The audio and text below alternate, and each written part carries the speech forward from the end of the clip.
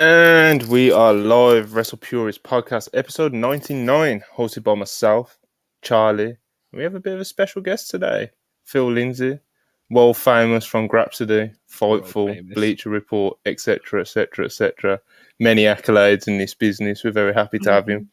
But yeah, as always, we're going to get into an AEW Dynamite review. We're going to talk the latest news. Of course, we're going to talk a little bit about Edge, some other surprises that may or may not come at WrestleDream.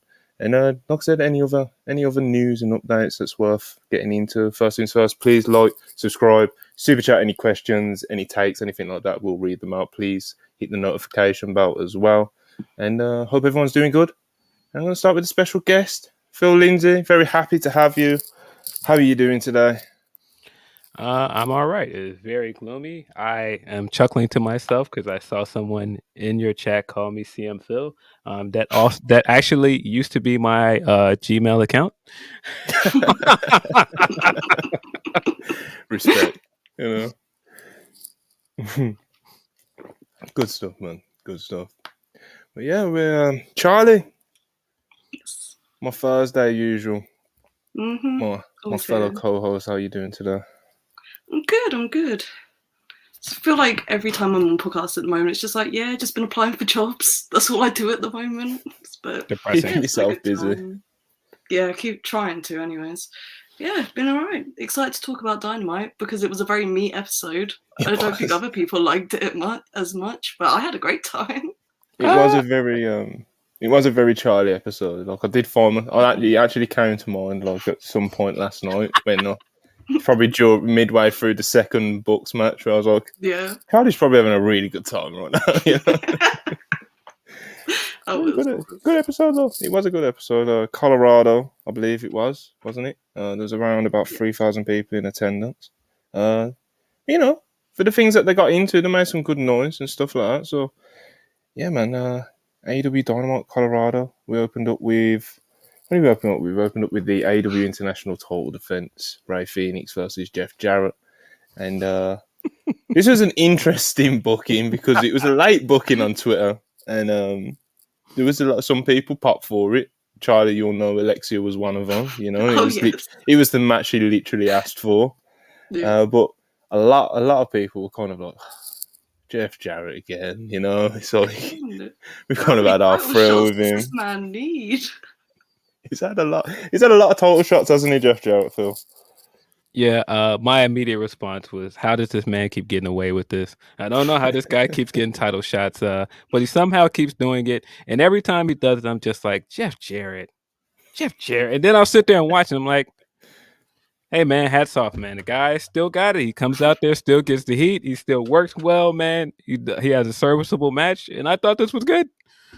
Yeah, man, he still knows how to work, like you said, get the heat and stuff like that. And it's quite rare that he actually goes out there and, you know, stinks it up. You know, he knows what he knows what he's doing out there. And when he's working with someone with the ability of Phoenix, it's like it's a pretty high bar of how bad it can really be. You know, there was an awkward moment though with the suplex on the outside. Phoenix appeared to land kind of like on his hip, and he was moving a bit gingerly, but he did manage to gut it out and finish the match. So hopefully he is fine.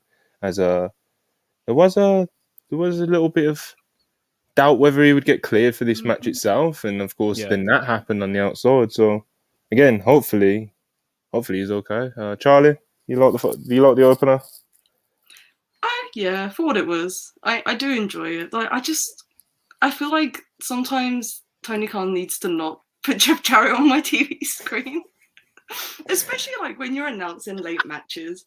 Throwing up a Jeff Jarrett graphic is like, what are we doing? Because I was like, oh, they should put Juice Robinson in this spot. Would the match have been as fun? Cool. Maybe not, but it would make sense on the go home show for WrestleDream. So, but I don't know, the match was good for what it was, so can't complain that much. It was a presentation of the announcement as well. It's like Tony Khan's like, okay, there's going to be an open challenge, and you're thinking, oh, who's this going to be? Then literally like 5 seconds later, you just hear Jeff Jarrett come in. Jeff Jarrett comes in, shaking. He's ready to go, you know. Telling us that he's won 85 titles throughout his career and all that sort of shit. And Tony Khan put it in the tweet as well. The 85-time champion, Jeff Jarrett. Wait, he really put that in the tweet? I believe so. I think he did. Yeah. I'm sure. I'm like 95% Come sure. on, man. Tony included the 85-time champion line in his tweet when he did the official Wow. announcement. So, God bless. Again, hopefully Phoenix is okay. Yes. Jeff Jarrett, we see a lot of you, brother. We see a lot of you. Yeah. I mean, that whole announcement and everything leads me to believe that this was very last minute. Maybe they didn't think Ray was going to be cleared in time.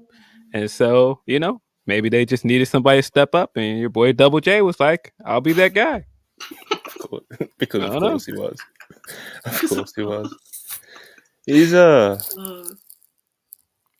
Phil said, man, it's not like he goes out there and stinks it up, He goes out there, he has a solid performance, he gets the heat, and he knows how to work with said heat, So, yes. God bless. But yeah, we got the Adam Cole MJF boat trip segment. MJF decided he wanted to take Adam Cole on a boat trip, a little bit of fishing, make him feel a bit better about his injury. Cole was on crutches at the start of this, which is the start of the bad signs, the red flags. But yeah, they're on the boat. The MJF asked Adam Cole about why he was on the phone so long with Roddy and how he couldn't come out for his entrance at Grand Slam. And Cole had to explain to him, like, bro, I've got other friends, it's normal. And MJF was like, yeah, it's cool, bro, it's cool. You want to hold my beer? He goes in the cooler, goes to get a beer, but he's not really getting a beer. He's putting on the Dynamite ring, and we can see it in the background of the shot. And Cole starts to get suspicious, calls him out, asks him if that's what he's going to do, if he's going to hit him with the Dynamite ring and throw him overboard. MJF plays it down like, of course not, buddy, I'm not going to do that to you. How could I do that to you? And like I said, they sit down, they talk about friendship, and then they get a bite on the fishing line. And it is none other than Paul White with a rubber ring floating around in the ocean, because of course it is, that's what you expect to see. And they all enjoy a beer, and we got a lesson in friendship. And MJF, I guess, MJF is just going to have to deal with his friends having more than one friend for now. But Phil, I don't think we've had a chance to actually talk about these MJF and Adam Cole segments. We've seen many of them now, ranging from gyms to restaurants. Now we've got boat trips where we're catching the Big Show on a fishing line. What do you make of them, and what did you make of this one last night?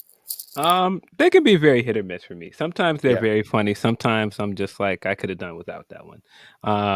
I don't know. Does this one confirm that it's set in the same universe as Waterboy? Because Captain Insano was here. And I mean, Paul White has been trying to get Captain Insano back on TV for his entire time with AEW. And to see that this is finally the way that he managed to slide it in within this MJF and Cole segment, it's pretty funny. Yeah, I thought this segment was good. I think other than some of the other ones where the comedy spots don't land the same for me, this one at least furthered the story and character stuff with them. And so I really enjoyed it. Mm-hmm. Yeah, it served its purpose as well as being, amusing. Yeah, I was definitely looking at the screen when we got to the Paul White part, like, where are we going with this? And we got like the three of them drinking beer at the edge of the boat afterwards. So I was like, what just happened? What you saying, man? Paul White, he needed to get his shit in, bro. Saw the opportunity, and with these segments, they always find a way to make it like more lighthearted again after like they do like the deep lore stuff. But it just kind of fell off a cliff a little bit. Like, I was like, what is going on in this segment? But no, I like the main core of it, like what they were doing with like further into character stuff. So I'm not going to call it a miss just because of the comedy stuff was a bit insane. So yeah, it was it was at least amusing, Yeah, I like that Cole is still ahead of him every step of the way. Every time it looks like he's got one over on him, Cole predicts him before he can do it. Yeah, he's a little bit too sharp for MJF's usual games that he tries to play. But we'll see how all this unfolds. Of course, we're going to get to the big question at the end of who did a certain thing, But speaking of the music, I was just going to say the fact that he always predicts him leads me to believe he is going to eventually turn on MJF. I've been thinking this for a while. I was just about to ask you that if you're on board with Adam. for this for months now. Yeah, I feel like he's eventually going to turn on MJF. Mm-hmm. I think that's the move, man. You know, because the idea of MJF now just reverting back to like his old shtick, because we all know that's what it would be like. If he comes out of this like a heel again, he's probably just going to revert to kind of the shit he was always just doing. And I've seen enough of it, Phil. I've seen enough of it. I've seen enough of the former shtick MJF had as a heel. I think it's time to. You think he's going to stay a babyface after this? That's what I'd like, yeah. I'd like him to be the babyface, the face of the company, and just go with what he's got right now and what he's had for the past couple of months. That's what I'd like. Mm-hmm. So we'll see. Yeah. I don't trust this man. I think the fact that his entire babyface character is still all of the stuff in some ways that he does as a heel. Mm-hmm. He is still not a good guy. He's just doing it and getting cheered. I still think that there's a chance that he will be a heel again. And some of the signs from the segment we got later kind of lead me to believe that as well. Yeah.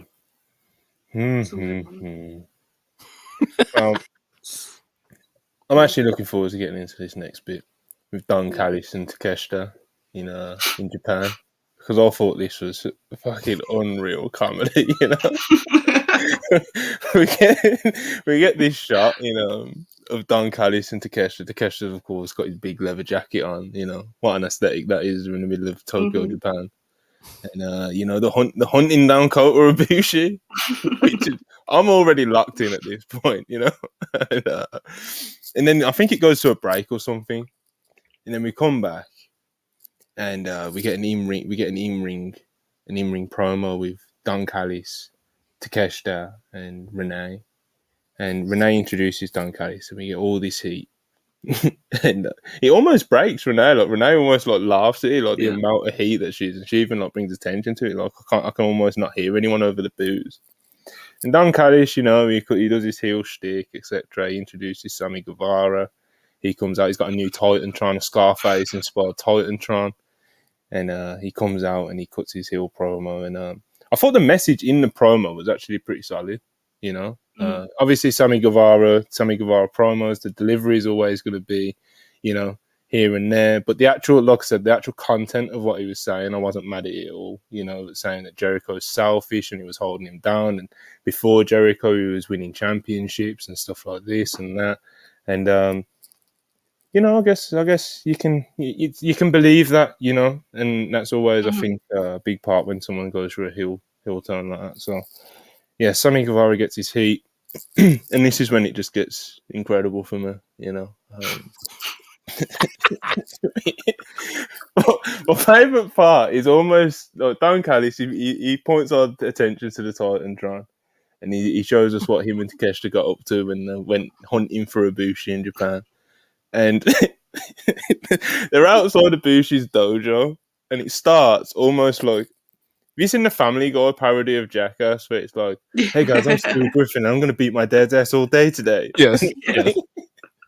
And like, Don Callis basically does that with Ibushi. Like, yeah, we're outside Kota Ibushi's dojo and we're going to kick his ass today. And they just burst in there. They burst in there and they find this poor dude, you know, he's just minding his own business. Don Callis smacks him in the face, Takeshita jumps him. And Kota Ibushi tries to save his boy. And then Ibushi and Takeshita proceed to have like the worst brawl I've ever seen. They're like awkwardly rolling over each other, throwing these weird forearms and stuff. Eventually Kota Ibushi mounts Takeshita and he throws some stiff shots in that are getting blocked by Takeshita's arms. And then Don Callis comes behind him, hits him with the steel chair. Ibushi, of course, he no-sells it, but he's distracted. And when Ibushi... Didn't he hit him with his umbrella? Is that what he hit him with? The umbrella, a chair. I think it was the umbrella. The umbrella. The umbrella makes it even funnier than I've already thought it was. The noisy umbrella made was so fucking funny. But anyway, Ibushi no-sells it. And he stands up and he turns his attention to Don Callis, and it looks like Don Callis is about to get what's coming to him. But in the background, Takeshita, he picks up a fucking kettlebell. And he swings a kettlebell at Ibushi's head and takes him out with it. And then after this, and while all this is going on, by the way, Excalibur's just doing his. It's something that I've brought up a few times with Excalibur. Like, someone's just got hit in the head with a kettlebell after being hunted down in Japan by these evil dudes from another continent. There's been attempted murder unfold in front of you, Excalibur, and he's just like, oh my gosh. Like, it's like there's no like feeling of real danger or disgust from him or anything when these situations go down. And I think poor Excalibur, he's probably seen so many of these disgusting angles that he's probably become numb to it, you know? But it always does pop me to see kind of how little of a reaction he gets when these truly absurd things are happening in front of his eyes. Yeah. But yeah, Don Callis then, yeah, I think he orders Takeshita to choke out Ibushi with the jacket, and while this is going on, Don Callis gets over him and he's screaming about Kenny Omega while spitting and dribbling everywhere like a true maniac. It's I enjoyed this segment, man. This is pro wrestling, you know. It was good shit. You enjoyed it, Charlie? I liked it. I think it was a little bit insane, but like it's a Kota Ibushi and Takeshita segment. It was going to be insane no matter what angle they went with it. Bro, I am glad it's a 6-man match after seeing the brawl though, because we don't need a Ibushi singles match right now. God bless him though, he's doing his best. But I thought this was a lot of fun, and I just can't get over him whacking him with the umbrella because the sound it made it just plays over in my head. I can't get past it. Don Callis is he is hilarious. I have to say. Yeah, Ibushi, man, he was looking a bit, you know, that brawl. Like, it was only a few seconds, and you know, brawls are kind of meant to look a little bit awkward and stuff. Like, you know, that's kind of the point of it. But this was. Like I said, it just added to the comedy for me. I love this. Phil, what did you think of Don Callis' latest art project? All of this was very odd. I mean, this was a very promo backstage segment heavy episode. Yes. So I feel like there was extended parts of this show where we were just watching people talk. And so I was very confused when they went from being in Tokyo to back in the ring talking. I was like, okay. That was a weird, complete dimension, brother. A weird jump, and then we went back to Tokyo because I thought when they first showed them, I thought that they were in Tokyo, and so when they were like in the ring, Don Callis, I was like, oh, he's here. All right. But yeah, the stuff in ring was fine. Sammy is Sammy. Sammy's gonna cut kind of the same cadence in his promos every time, and same kind of tone. But I thought the great thing about this is what he said was true. When he showed up at AEW at the first press conference for AEW, he was a champion. He was cruiserweight champion. He never technically needed Jericho. Yeah, it helped him in some ways, but he kind of had a point here. He's been hotter without Jericho at times. Absolutely. When he was TNT champion, that was outside of his stuff with Jericho. And so for Jericho to come back and go, yeah, man, let's be tag champions. Like, no, without you, I was ready to main event a pay-per-view. If that other match wasn't hotter, the Pillars match would have main evented Revolution, but if not. Yeah, probably. Yeah, sorry, not Revolution. Double or Nothing. Yeah, of course. You'd have to assume so. He was in a main storyline for the World Championship. No, he doesn't need to be in a tag title run with you. So yeah, no, I felt like everything he was saying was right. I like the aesthetic he's going with, doing the real slime ball, like flowery shirts, real Miami style, doing the Scarface aesthetic. I like it so far. I like that he's teaming with Don because that's going to get him good heat. I thought all the stuff that Don does in the ring is good, but man, this stuff in Tokyo was absolutely absurd. I don't know what to make of most of it. I was just kind of staring at the screen while it was happening, like, okay. And I had the same reaction you did to Excalibur because most of the broadcast people at AEW kind of do the same thing when people fight. They just kind of look off into the distance and then slink off screen. Like, all right. Like we saw Renee do it later in the show during the contract signing where she was like, oh, well, this is going bad. See you guys later. Gotta get out of there. Yeah. But yeah, no, I was entertained by it, but this was definitely kind of a mess. I can't decide if it was in a good way. Yeah. Sure, I just enjoyed it, you know. I did it. I did enjoy it. My main issue is where the hell was Kenny? Like, you just watched a video of your boy get absolutely battered. They've been talking shit for weeks. Where are you? Yeah, that was also very weird that he was not there. I don't know what to make of some of the times that they choose to not have Kenny or the Bucks on TV. Oh, the build's It's been weird.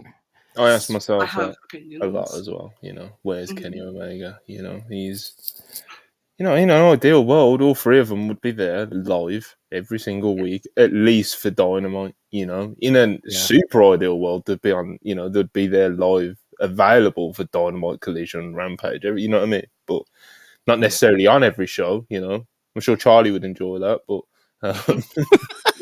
But man, you have to love Ibushi. Ibushi training with his guy. Do we ever find out who this other guy was? He's just training with his guy in the Supreme jersey. Maybe someone in the live chat knows. If anyone in the live chat knows who Ibushi's friend is, then I might. You know, we want to check up on him. Yeah, I mean, you know, just took one for the team before Kota came out there and took on two guys by himself. Got hit in the head with a kettlebell. Don Callis, very, very violent, you know? Screwdrivers, kettlebells. He ain't afraid to use anything, you know? Usually in wrestling, it's a little bit reserved, you know? It's a steel chair or it's like a blunt object or something, you know? It's not a weight. It's not, it's not something you can be stabbed with, you know? Yeah. I also continue to enjoy the aesthetic of Konosuke continuing to wear this enormous jacket. And it just looks hilarious every time I see it, man. It's just he's great. It's so good. I'd like some more he just reminded me actually. We was talking a lot about it last week on like the presentation, how we'd like Takeshi to be like more of a forefront of like the Don Callis family and be more of like a you know, like a vocal piece, as a spotlighted piece. And even if it's just little things, like say, for example, last night, just more like, I don't know, like more camera cuts to his face and stuff like that, you know, and like show him off more. Whereas like sometimes when Don Callis is talking, like the camera will literally like fade off him and stuff, you know, and it's like, this is meant to be like the next guy. This is meant to be the guy who's like better than Omega at the moment. This is meant to be the alpha. This is meant to be X, Y, and Z. And so I just think the presentation could do still with a little bit of tweaking and stuff. You just reminded me of something else I thought was funny about this entire segment. After it's over and they're done cutting the promos, the camera is just kind of still in ring, and then Sammy just jumps in the camera and he's like talking trash in the camera and he walks off, and then Konosuke like takes a turn to like talk shit in the camera too, and I was like, "What is happening right now?" That's what I was. Yeah, little things like when they were in the dojo, and you know, Don Callis was the person who was like sending the message to Omega. Like, let Takeshita do it in like half Japanese, half English promo, just sounding menacing and stuff like that. And even at the end, when they all walked out the ring, like you just mentioned, Phil, it's like the camera didn't even really pick up what he said, you know? No, it was just... no, he was just there saying something to camera. I would love it if they did something similar to what they're doing with Nakamura at the moment, where he does have like backstage stuff, but it has like the subtitles, and he had like some storytelling stuff mixed in there. I think that would be the right way to go with it. Yeah, just some tweaks. But yeah, Don Callis, very, very funny guy, you know. Sammy Guevara, I think this. I actually do think this fit has quite a bit of potential for him. It's the most optimistic I've been about Sammy Guevara for a minute, to be honest. Yeah, they they had to let go of this babyface thing. I saw it when it was happening during the pillar stuff. I'm like, boy, they really want us to cheer for this guy. It Mm-hmm. is not working. Just let him be a heel, man. It ain't working. So I'm glad that they've given up on that. Just let this guy be a bad guy. He's a natural heel. Just no, we're not going to cheer him. Some people want to, but it's just not going to happen. They were so adamant with at least trying to get him over as a babyface. Like, remember, like the All Access stuff after the Bryan Danielson match, and Yes. he'd done like this emotional, like really heartfelt speech to the camera on AEW All Access, and it was like posted all over their social media, and and then there was, I think that was around like the Pillars feud time as well, and it's just they were really, really trying to. They were trying, man. That one episode where he came out and cut the promo, and then he came out and saved somebody later in the episode. I'm like, boy, they really want us to cheer for this guy. Yeah, he just kind of has a natural heelish way about him, So yeah, he just looks like a heel. It's like, I don't know, he just looks like a dickhead. So it's like, I'm not going to cheer for you. Does cool flips though, so yeah. He does a lot of cool stuff. But yeah, Ricky Starks and Wheeler Yuta bumped into each other after the Bryan Danielson strap match, it seemed. No, not the strap match, the Texas Death match. Match. Ricky Starks is cutting a promo and he's interrupted by Wheeler Yuta. And I thought Wheeler Yuta cut a pretty good promo here. Yeah. And he got in Ricky Starks' face. And yeah, it seems like that. It seems like we're getting a Wheeler Yuta Ricky Starks match at WrestleDream, which I wasn't expecting, but I'm not going to complain about it, Like I said, Wheeler Yuta made a pretty good account of himself here, I thought, because Lord knows that promos has been one of the areas of his game that people have critiqued with him. Again, I thought he made a good account of himself here. Ricky Starks, as always, when it comes to promo and talking segments, he was great as always. So, yeah, man, Charlie, Yuta, Starks, does this do anything for you?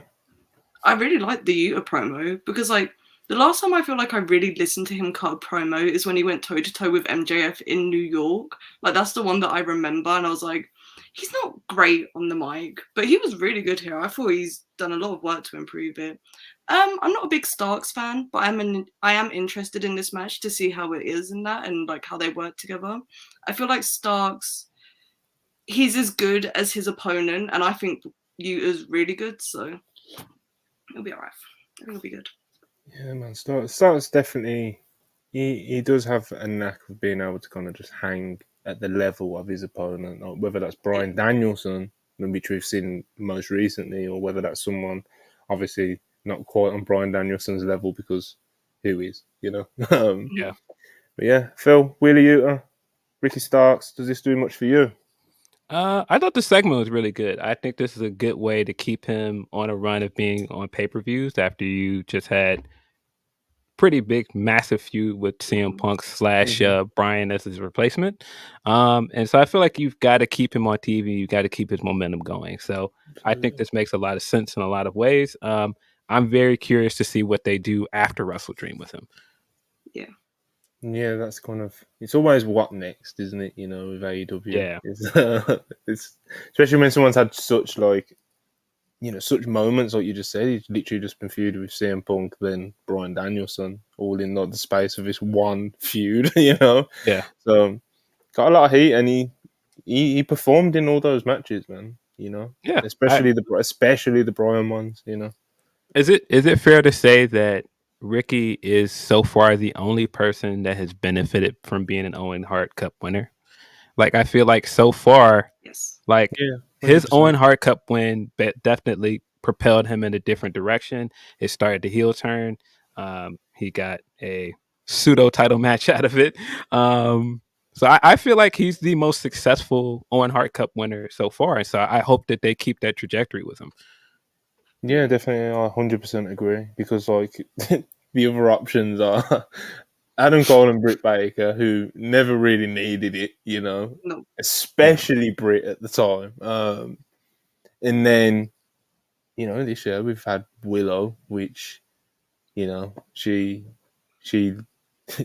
she was used to put over Julia Hart this week, and that's kind of that's where she's at, for better or for worse. in my opinion, for worse. You know, I have opinions. and of course, then there's Ricky Starks. I have a lot to say about it.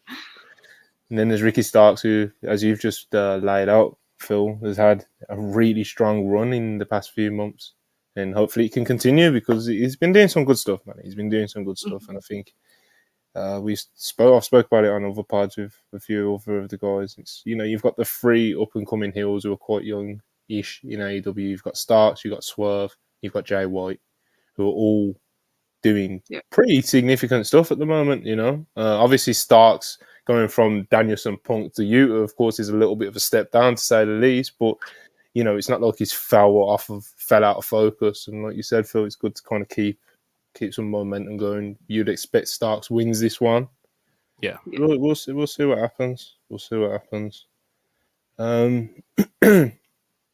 Next match, Nick Jackson versus Claudio Castagnoli versus Brian Cage in a under 10-minute freeway, which was all action. I really enjoyed this. This was really good TV. Nick Jackson got the win, and he's going to be the number one contender for the AEW International title, and we'll be facing Ray Phoenix at some point next week or something like that. They're in California next week, so.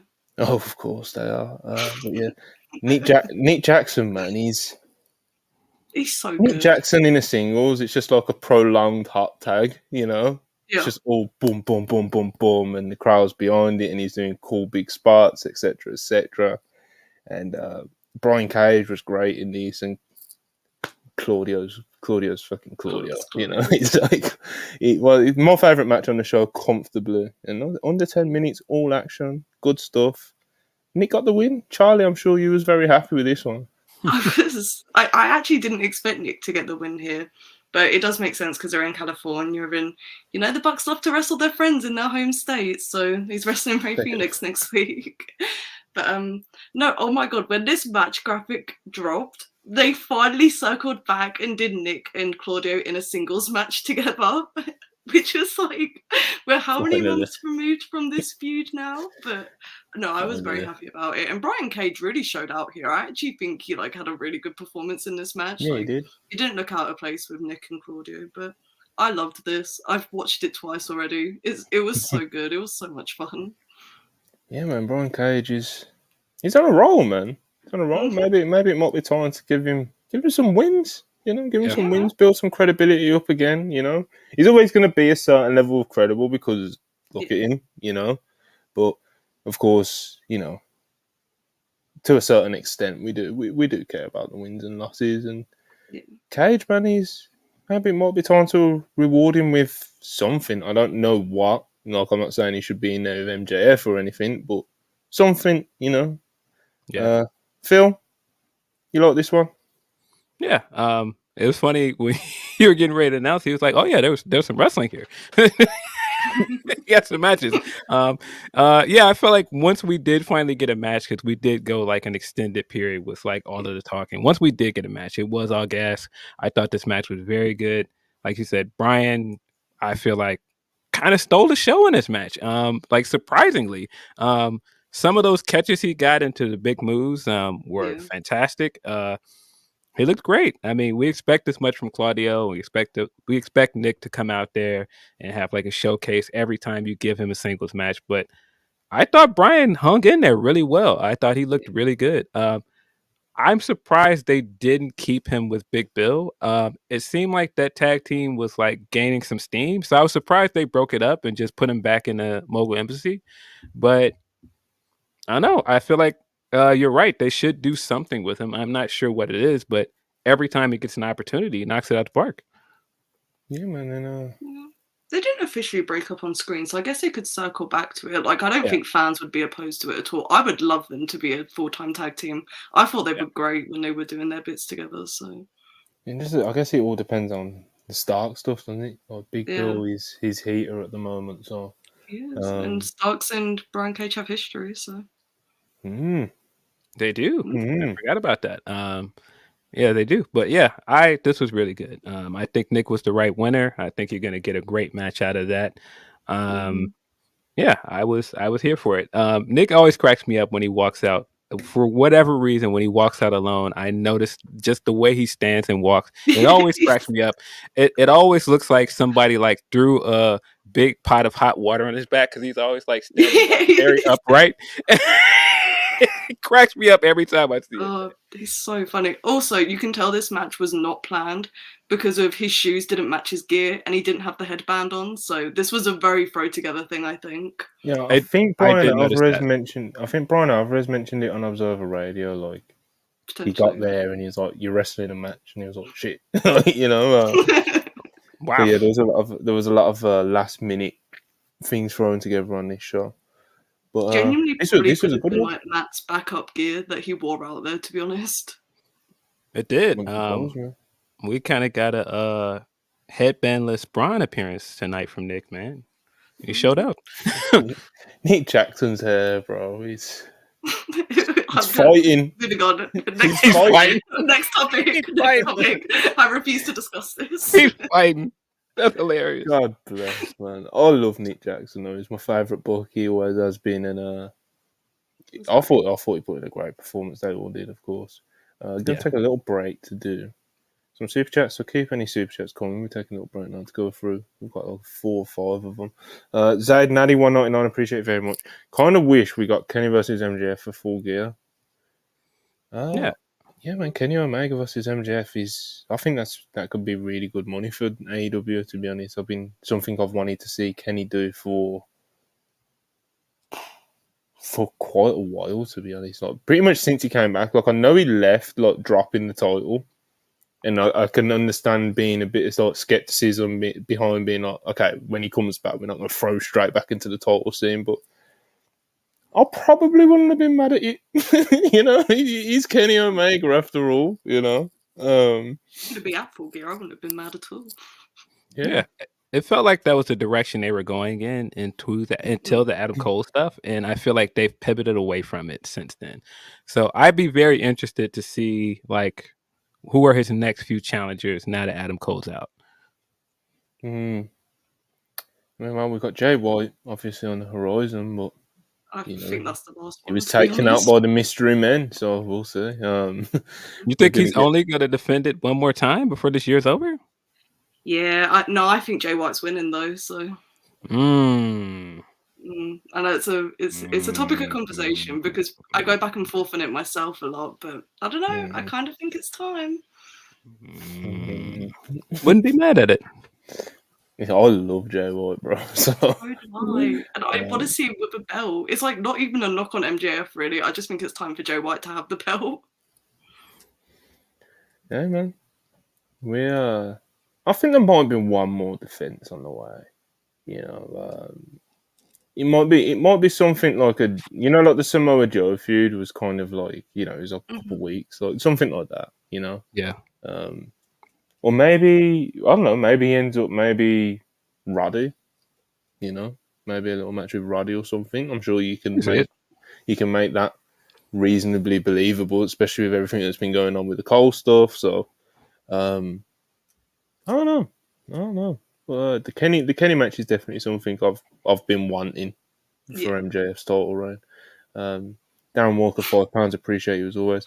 A disgrace to wrestling that Jeff Jarrett didn't win the international title. Have a real wrestler bring prestige to this title.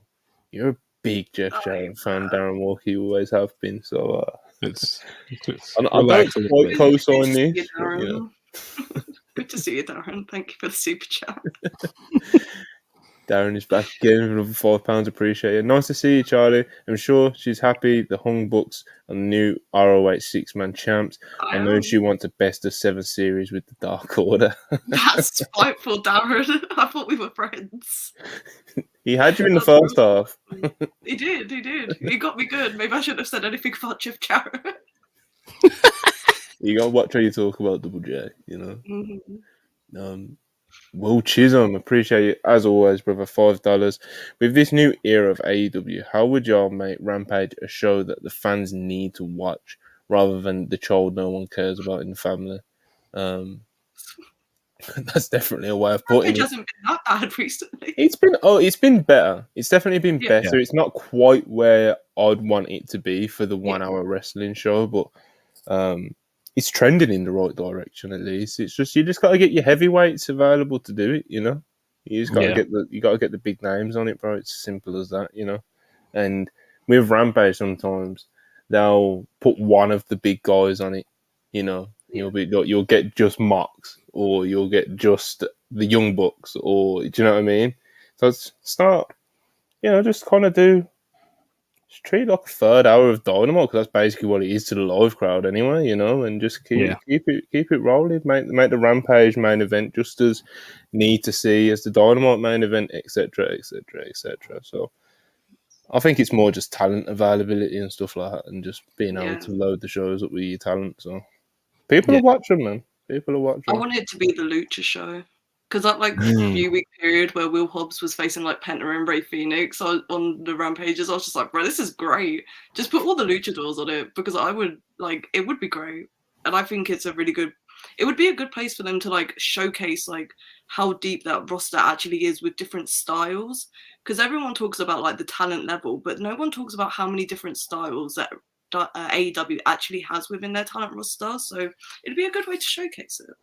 Yeah, they definitely do have a vast majority of different styles on that roster. And I think when AEW is at its best, it is showcasing that, all the different styles and different types of wrestlers that they have on the shows and can fit into this 2-hour, 1-hour program, Yeah, I mean, that was a phenomenon that we've now missed out on. Hobbs versus Luchas was great. And I was like, keep this going. And then they just stopped for reasons that I don't understand. But yeah, I think Rampage is going to be hard to get rid of this stigma, both with fans and some of the workers, that it's just Rampage. Like, some people don't want to stay for Rampage when they go to shows. It's not in a great time slot for a lot of people. And then I feel like it almost has this feel of when you have certain wrestlers you worked on Rampage in a promo on your product. It does create this kind of stigma of why do you need to watch Rampage? It makes it feel so inconsequential. And I think that's the thing that they have to come up from under to make the show feel like it matters. And I'm not sure how to do that. Yeah, the perception is kind of, I won't say in the toilet, but it's not amazing for all the reasons you just pointed out. They need to fix that perception, man. Much like what Shawn Michaels is doing with NXT. NXT 2.0. The perception around that time was, that was in the toilet. Amongst the wrestling fans at least. Anyway, I don't know how, that old WWE demo that was tuning in for it felt about it, but I think they liked it for non-wrestling reasons, to be honest, but who knows? But yeah, the perception of NXT week to week, the building momentum, the building more and more good faith. People are talking more about the actual wrestling and the matches, and they're very much fixing, their perception amongst at least the online fans anyway, But yeah, man, we'll see. We'll see if Tony Khan's got any special plans for Rampage or any of the guys around him that help him with booking and stuff. So they've definitely got the roster though to make it work. Just what Phil mentions. Even some of the talent have got kind of this feeling, about Rampage, where it's this isn't as important because it just hasn't been presented as important. So yeah, it's hard to blame them. Cody Wills. Speaking of NXT, Evening Pals, Trick Williams' entrance on Saturday will rule. Oh, that's going to be that's like a science experiment, You've got one of the most warehouse, are they? No, it's NXT pay-per-view to step out of the warehouse now. I can't remember what city. Bakersfield. There you go. Bakersfield, California. Trick Williams, arguably one of the most over baby faces in NXT, gets great heat, gets great reactions. People love him online and stuff. Really charismatic, etc., etc., etc. But he's very green in ring. He has been performing a lot better recently. And Shawn Michaels said on the media call earlier that he's been working really hard and one of the hardest working people in the PC at the moment. But still, he's very new, And then of course you got Dominic Mysterio. He's got all this heat. So you've got those two elements meeting. And so Dominic Mysterio is probably going to have to lead the match. It's like, this is a science experiment, Phil. Wow. Now that you say it that way, Dom leading that match is interesting. Ugh. I think it's going to be very, very tightly put together by the fellas in the back, I think. Yeah, I have to assume with the way they run things in NXT, like I don't think they're going to put a match out there that hasn't been like produced and like at least like ran down in practice. Like I don't think they're gonna throw Dom in the deep Put it in the ring, brother. Dom call it in the ring sounds crazy. Oh man, that could definitely take a turn. I'm fascinated by this match, though. I'm fascinated. Yeah. We'll see how it turns out. Good opportunity for Trick. It is very awkward that we're now going into this match that was heavily promoted with a guy that is released. I think it's a good opportunity for Trick, though, and I think he's going to make the best of it. Yeah, hopefully. I'm very. What's the word I'm looking for? I can't think of it, but I'm all in on the progress of Trick Williams. You know. Yeah, so I watched the NXT main event the other day, and I was just like, when did Trick Williams actually start learning to wrestle? Because this is vastly different to like the last time I watched him, which was maybe 6 months ago. So the Dragunov match was better than people give it credit for. I think the Dragunov match was great. I still haven't seen that one. I need to go back and watch it. The atmosphere for that match is unlike anything you'll see this year. Yeah, it was genuinely. But again, Dragunov is on one of those special runs. This guy's not having bad matches with Best in the nobody. world. Yeah, I love Dragunov. He's a freak. He's a freak. He thinks wrestling's real. You know, he's an animal. But yeah, he's facing Melo, so I think there's a good chance he could potentially win the bout. I wouldn't put him as a favourite, but I think there is a good chance. You know. I think he's winning. Yeah. There you have it. You know. Obviously, you got this. You got like the tension building with Trick Williams and Melo as well. So I don't know if they're going to keep the belt on Melo for Trick, which would be fascinating. You know, but and maybe Ilya goes up to the main roster after losing again to Carmelo. I don't know. You know. Yeah, I feel like there's more of a reason to move Melo up because he's still teasing the Bobby Lashley stuff. I could see him losing and going up and being fourth member in that stable. I'd love it. I was saying to Ibu like last week or something, and I was like, bro, I know that any time people suggest this on the timeline, people are like, oh, well, you're just putting the black guy with the black group, blah, blah, blah. And there's like a stigma whenever you say, like, oh, this black wrestler should be with this group of black people. But bro, Melo in this new Bobby Lashley Street Profits group would fucking rule, you know? It would. I don't know where this narrative came that putting all the black people together or putting all people from a certain ethnicity together is inherently racist. It's not. It's just not. It is actually in some ways more of a risk to put all of them together because for the longest time, these promotions and companies didn't think that you can book something with an all black stable or an all black main event. So putting 4 black people together isn't racist, guys. It's okay. It can be a good thing. I agree absolutely. Like I said, Melo in that group would be. I'd love to see. I think it's actively like what I want. You know. Yeah, man. It's a perfect fit. I think he is a perfect fit. Yes. I think that also kind of sets in motion this track record for him to be United States champion because Lashley was United States champion. The guy that kind of mentored Bobby Lashley was one of the most famous United States champion MVP. It just makes sense. Yeah. I miss MVP, man. Yeah. I really do enjoy seeing MVP on my Monday nights, you know. Like I know it's with Omos.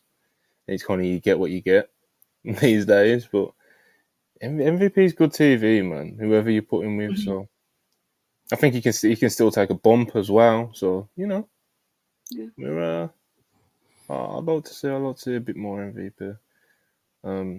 Richard Jr. $5. Appreciate you very much. I think the faction might feature the Butcher and the Blade, Scorpio Skull with the Bunny leading charge to attack Jay White as the faction that is demonic. Kind of butchered the way I read that out, but that's quite the group of wrestlers. The All Stars. People will listen on our weekly TV. How did Scorpio get in this group? Like, my immediate thought, like, what's he doing over there? I don't know what's called. Scorpio Sky is definitely like a turn. Like Sabian, the guy that leads the crew. That's what I'm saying. Like, where did you add Scorpio from? How did you get in here? I don't know. Maybe they just really don't like Sabian, and that was the first person to come to mind. I don't know. Scorpio is just walking past, and he's like, "Hey, what are you guys doing in here? You guys putting on some black outfits? Hey, let me try on one." What's he doing over there? Oh man, that's just it's almost like you put the names. It's almost like the names came out of like just a randomizer, you know. Yeah. Can you imagine if that was it, and this was just there, you know, this Richard Jr. It's a new super channel. Maybe part of the AEW creative team trying to drop some signals, you know. He's bat signaling us, and we're laughing at him. I don't know, man. I don't know. Brainbuster 199. You assume you're familiar with me. Dun dun dun dun dun. Appreciate you. You assume you're familiar with me. Appreciate you. Will Chisholm, $5. That's true. Look how mad people get when Jade and Chris had their match on Rampage before we knew Jade was leaving AEW. Mm-hmm. Yeah, there's definitely a stigma with Rampage, man. I guess, like I said, I guess we'll have to wait and see how TK, the boys, QT, Pat Buck, Will Washington, of course. Let's see if we got any ideas for it, man. We'll see what's going on. Will Chisholm again, appreciate you, brother. $2. How would y'all feel if they put MVP with Jade? That'd be interesting. I'd like that. Jade can talk, though, bro. Jade doesn't need anyone, but no. You know, she can definitely have an advocate. You know, she had Mark Sterling in AEW. You see his post when she left. He was like, "Who needs I need a new client or whatever." It's just like, God bless, man. I don't think Mark Sterling's bad at all either, to be honest. I think you know he knows how to talk and stuff like that, and he knows who he is as a character and stuff. You know, so he plays it well. Hopefully they can find someone for him on Ring of Honor or or something like that, or even on AEW TV. Fuck it, you know. Isn't he still doing the varsity guys thing, like with those guys, Tony Nese and I don't really keep track of the varsity athletes, to be honest. You know. That's what I'm like. Okay. What are you even doing these days? I don't know. It's a good question. I don't know, man. I don't know. Tony Nese is a solid worker, you know. Yes. Who's the other varsity athlete? I feel bad. Josh Woods. Josh Woods. I was about to say pure champion. Josh Woods. Yeah, he's good. He's pretty solid as well, man. Yeah, we'll see what the future holds for the varsity athletes. The future attack champs. Showtime Spurs, $5. Appreciate you very much. Bradley with Jade is definitely the move. Hell, make them tag champs. Not sure about that one, you know. I will jump on the fire here and say that in some ways I very much miss Brandy on television. I don't know what it is. Like they just showed like a clip of Jay's debut and the open mic night promo. It's so bad, but it is just so amusingly bad at the same time. Like I can't help but laugh at it. And I think she could do well with WWE. I don't know if that's as a wrestler, but as like an on-screen character, I wouldn't be mad at it. I agree.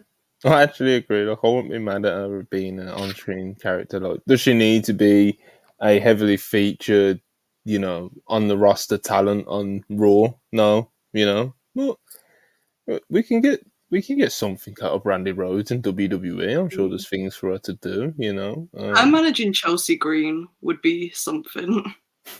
Yeah. I feel like they'd bounce off each other quite well. You know, WWE like to give the fans a little something, so you can do like Jade and Brandy bumping into each other backstage. You know, I actually think that'd be really, really funny. And we can tweet about it. You know, I'll put it on the WrestlePurists account with eye emojis and stuff, and you know, we all have a good time with it. What they should do is right after she cuts her first promo with the company, they should give like a WWE exclusive where it's showing her entire preparation for that night. And one of the last things she does before she walks out there is Brandy hands her a mic and tells her it's open mic night. I could get behind it. You know, doesn't have to be an online exclusive either. You know, come on, man. When open Raw with it before the intro. Man. The Cody interactions backstage are going to get people tweeting. It's going to be very funny. There is content to get out of Brandy Rhodes in WWE. Absolutely. Yeah. Let's go back to the Dynamite review, people. The Righteous. They had a vignette, pre-tape, whatever you want to call it. They're in the garden again. I can't do this. You know, Walking Dead season 6. I can't do this. I was not expecting that. The Righteous are getting over with people on Twitter, and it makes me so sad because of like, why are you letting yourself be tricked? Like, I can't do it.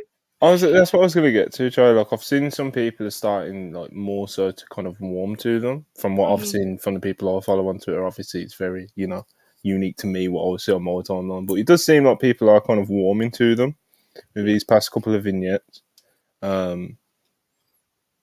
I don't get why, personally. I don't quite get what they're saying half of the time. I get it because it's a different way that AEW are like presenting lore on their TV, and AEW fans love it. They love dissecting it, and the core of the promo they were cutting is like, okay, yeah, they're like basically just talking about how Adam Cole's still a snake and like the kingdom are just sheep for Roddy and like all this sort of stuff. And like, I get why it's winning people over, but I just can't do it. I just think they have a cool theme song and that's about it. The theme song, the theme song's kind of cool, I guess. You know, especially if it can get over as well, like the entrance, like that could be really cool and create some cool moments. But as a group and as a pair of talents, I'm struggling, Phil. I'm struggling. Where do you find yourself on the Righteous? I like them. I'm sorry, I like the Righteous. I co-host a podcast with a guy that also calls himself Righteous. Vincent comes out and he does like the West Side Story snaps like he's ready for a fight. It amuses me. I'm sorry. Don't hate me. I don't think this is bad. I thought that this segment served its purpose. Now, I am very questionable about why the Righteous versus Better Than You, Baby was the decided pay-per-view match. That does not sound like a pay-per-view match. But here we are. But I don't hate the Righteous. I just think that they're kind of thrown in a position that they haven't really been built up enough for yet. Yeah. Also, at like the same time that they've been doing this kind of like Dark Order push as well. You know, so it's like doing that both at the same time with two teams. Don't remind me. Dark Order, you put Dark Order above the Righteous, but like even their push, like when it's like you think they're heading towards the Hung Bucks, it's like kind of. I don't want. Is that where we want to see that? Like, even if you're the biggest Dark Order, right? If you're the biggest Dark Order fan, of course that's what you want to see them doing, but.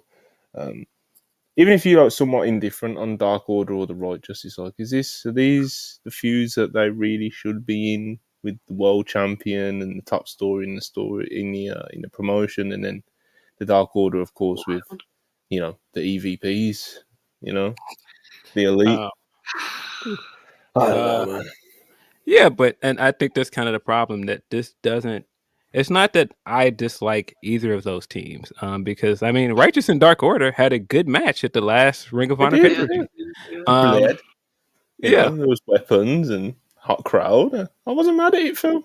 I enjoyed it, but I just think for now it's just very apparent that these are filler feuds until they get to the Kingdom match. And now that Cole is hurt, it doesn't feel like we're going to get to the Kingdom match anytime soon. And so I just feel like you could have probably came with some better opponents in the meantime. But see, the issue is they're so popular that no matter who you put up against them, they're not going to feel like believable contenders. Like people are going to assume they're going to win. And so it's kind of a catch-22. I get the purpose of putting the Righteous in here because they can take a loss, but again, it just feels like a pay-per-view match. It feels like a Ring of Honor match or like a TV match. Mm-hmm. Absolutely. Objectively, I'm glad that people are getting behind the Righteous because you don't want them to go into a pay-per-view match where people just not caring about it at all. Yeah. It's just, I just don't get it personally. Like, I don't know. I hope that this handicap match is good. That's all I can say, really. It is a handicap match now. So now you've got Max. You got Max trying to carry this match with these two, and oh man, I don't know what they're doing with this, man. Very interesting choice. I'll get very lost in the promos, in the sense of like, as soon as they start talking like the moral decay and all this shit, I just cheering out, man. If I clicked with the Righteous as an act, I think I would love their promos, which is like why I'm kind of glad that I don't click with them as an act. Otherwise, I would spend hours dissecting this shit. But we have this conversation, and it kind of reminds me of like Bray. It kind of makes me think about like how like special Bray was with his style of promo, because he could actually like captivate me with them, you know, and not draw me and like, what's this dude talking about, you know. Whereas with the Righteous, it's like, what are these guys talking about, you know? It's a very different way of tapping into it. Yeah, I don't know. I think the segment itself was fine. I think the seeds they planted here with the Adam Cole stuff was interesting.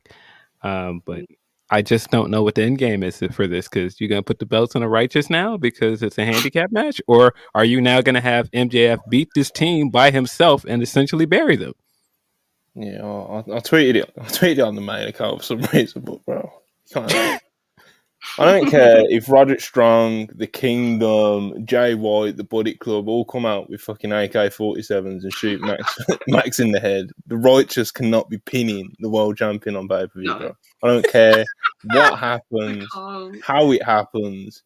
Oh, but that makes them look so bad if they lose. Bro, the visual of Dutch fucking pinning MJF in the middle of the ring is like disgusting. Maybe MJF gets counted out, so they win, but they don't get the belts. And MJF doesn't get pinned.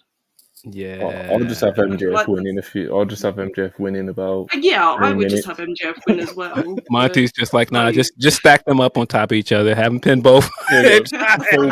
Full tribal chief, you know. Oh, dude. Oh man, like I said, under no circumstances I think MJF should be, you know, taking a pin here in the middle of the ring to one of these guys. You know, they're not. Yeah, they're not winning, but I just wonder how they're going to pull this off without making them look bad. I don't know. We'll see. It's such a big spot for them, Phil. Like, it's just, even though it's a handicap match, and it's like, oh, how can the tag team lose a handicap match? But it is the world champ, you know. It is, as we was just talking about, this push has came out of nowhere, you know. So it's like, yeah. Still, even if they lose this, I think they'll still be in a better place than they were before. A few weeks ago. Do you know what I mean? It's I don't know, about fascinating matchmaking, and of course now with Cole's injury, it's even more interesting. You think based off of what we saw later this night, the outcome of this is Jay White helping the Righteous win? Oh. Oh, no. Oh, I can't deal with the Righteous Club having any sort of affiliation. No. The visual. I don't care like what the finish is. I don't care if it's Jay White in the Kingdom or however many people ganging up on Max, that visual of Dutch or Vincent crawling over Max and putting an arm over and the ref counting 1, 2, 3, I can't process it, bro. It's wrong. Yeah, MJF should win this match, man. Don't care who gets involved. He should overcome and be the baby face that we all know and love. But yeah. Oh boy. I will say though, it's nice to see that the perception is kind of moving in their favour online and stuff, and the push isn't like for nothing, and it's not, and it's like, oh, this push isn't working. Like I can't sit here and say that because, like I said, over the past day or so, I have seen people be like, these guys are kind of cool, and I just don't get it myself, that's all. I'm happy for them, but it just ain't for me. Yeah, they're righteous. Short-Town Spurs, $5. The righteous theme has been stuck in my head all day. Yes. They're growing the fan base, Will Chisholm, $10, appreciate you. We know WWE going to have a segment with Jade and Cody, with Jade saying Cody got her in WWE. It's going to be nasty, like Michael Cole name dropping the Oscar sister. That's not nasty. Michael Cole's a Joshi expert, brother. Didn't you know? Yeah, I'll forgive the fact that he said that they were tag champs at one point and they weren't, but fine. We all make mistakes, man. Yeah, Michael Cole. You can tell that he kind of has like a little smirk when he's making these little notes and stuff. It's like, Twitter's gonna love this one. He's like Mio Shirai, and everyone's like, yeah. Oh, Michael Cole, man. God bless him. Anyway. MJF and Adam Cole in ring segment. This was a long one. There's a lot to get through here, but basically Cole comes out and he's in crutches or wheelchair. I think. Which one is he? Crutches. He is crutches. He's still on He's Roddy in the wheelchair. His custom wheelchair. Anyway, Adam Cole and MJF come out. Cole's still on crutches, of course. Again, another bad sign like earlier in the show, and. Cole drops it on us. He drops it on us. He said his ankle exploded. he said his ankle's in really bad way though. I think he said he broke in 3 places. There's ligament damage, and he's out. He's out. Devastating to AEW's top storyline, of course. And Cole's about to relinquish the ROH tag titles. MJF is like, nah, I'll do a handicap match, and then there's a little bit more than Roddy, of course, as always. He enters the scene screaming Adam's name. Adam! And he says that there's an emergency and Adam needs to come right away. Blah, blah, blah, blah, blah. It's an emergency. It's right now. You need to come. And, Cole's kind of, he's got a decision to make, but MJF is about to tell Cole that he gets it and he can go, because obviously the prior conversation that we saw earlier in the show, it kind of seems to have, sunk in with MJF, and he gets that Cole has other friends, but this is all interrupted by the Bullet Club Gold. They all make their entrance. Jay White comes out, and we get the... Didn't think we was going to get this week, but I know a lot of people were waiting to see this one day in AEW. But Jay White, MJF, Mike promo battle, whatever the fuck you want to call it, face to face in ring segment, and man, much like a lot of the big talking MJF segments, it's kind of back and forth, long dialogues. MJF's dialogue was very long, very, very long. What did MJF say? He said... What did he say? He said a lot to pretty much just say that Jay White is tofu and MJF is filet mignon, and also that Jay White's facial hair looks like pubic hair. There was a few more bazingas in there. But yeah, MJF kind of... He's probably burying poor Jay White out there, He's kind of just tearing him down, saying that he's... One of the lines was something like, he's not a real top guy, he's just what someone in Japan thought the idea of a top guy was, and that he's a real top guy. And there was a few slick lines in there. There was a few bazingas in there that kind of made me roll my eyes a little bit and stuff. It was kind of but overall, it was very long, very long way of making very few points. I thought, Then Jay White, he also did speak for a few minutes. I don't think it was quite as long as MJF. And he the point of what he was saying is that MJF is basically, he's gone soft now, but he's friends with Cole. Maybe it's the injuries, maybe it's something else, and that Jay White will be a truly elite champion. And he dropped his usual catchphrases that he sold at Madison Square Garden, that he's the last true rock and roller, that he's this, that he's that. And Jay White definitely held his own out there. The crowd was very clearly like on MJF's side, as they have been for a long time now. They chant along to all of MJF's insults and stuff like that. But Jay White made a very good account of himself, I thought.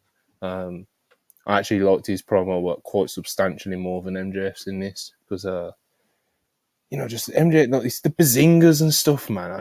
I know it's like part of like his babyface like run that he's doing, but it's just, I don't know, man. I don't know. Phil, where do you find yourself on MJF's promo work last night? Then Jay White's, of course, rebuttal. Yeah, I thought it was very good. I thought this was a really good segment, a really good surprise. Didn't expect to see Jay. And the fact that we also got an extended on-screen in-ring promo from him, this is kind of what we've been waiting for. Not just with Jay, we've been waiting for him to get this with anyone. And so for him to get it with the guy that's considered by a lot of people the best talker in the company, I thought that was great. It was very interesting to see Jay White basically cutting a promo as I would expect him to be from New Japan, was a sports entertainment guy. I mean, especially considering at one point, a lot of people thought he was heading over to WWE. And it did raise a good question with MJF saying, like, if you strip all of these things away, that you were plopped in the hottest stable in wrestling and you got all of these things ready made for him, that was the biggest question. If he went to WWE without those things, who is he without those things? And now he's gotten a chance to come to AEW and still do what he does best, still keep all of his catchphrase and everything. And I feel like he, in some ways, defiantly answered the question, no, I'm still that guy.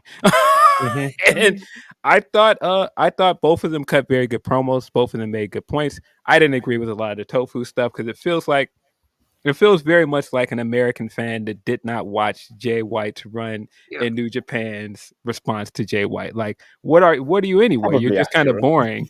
and I feel like I feel like that's why his MJF's promo is going to resonate with a lot of people, because a lot of AEW fans that are not like staunch New Japan fans feel that way about him anyway.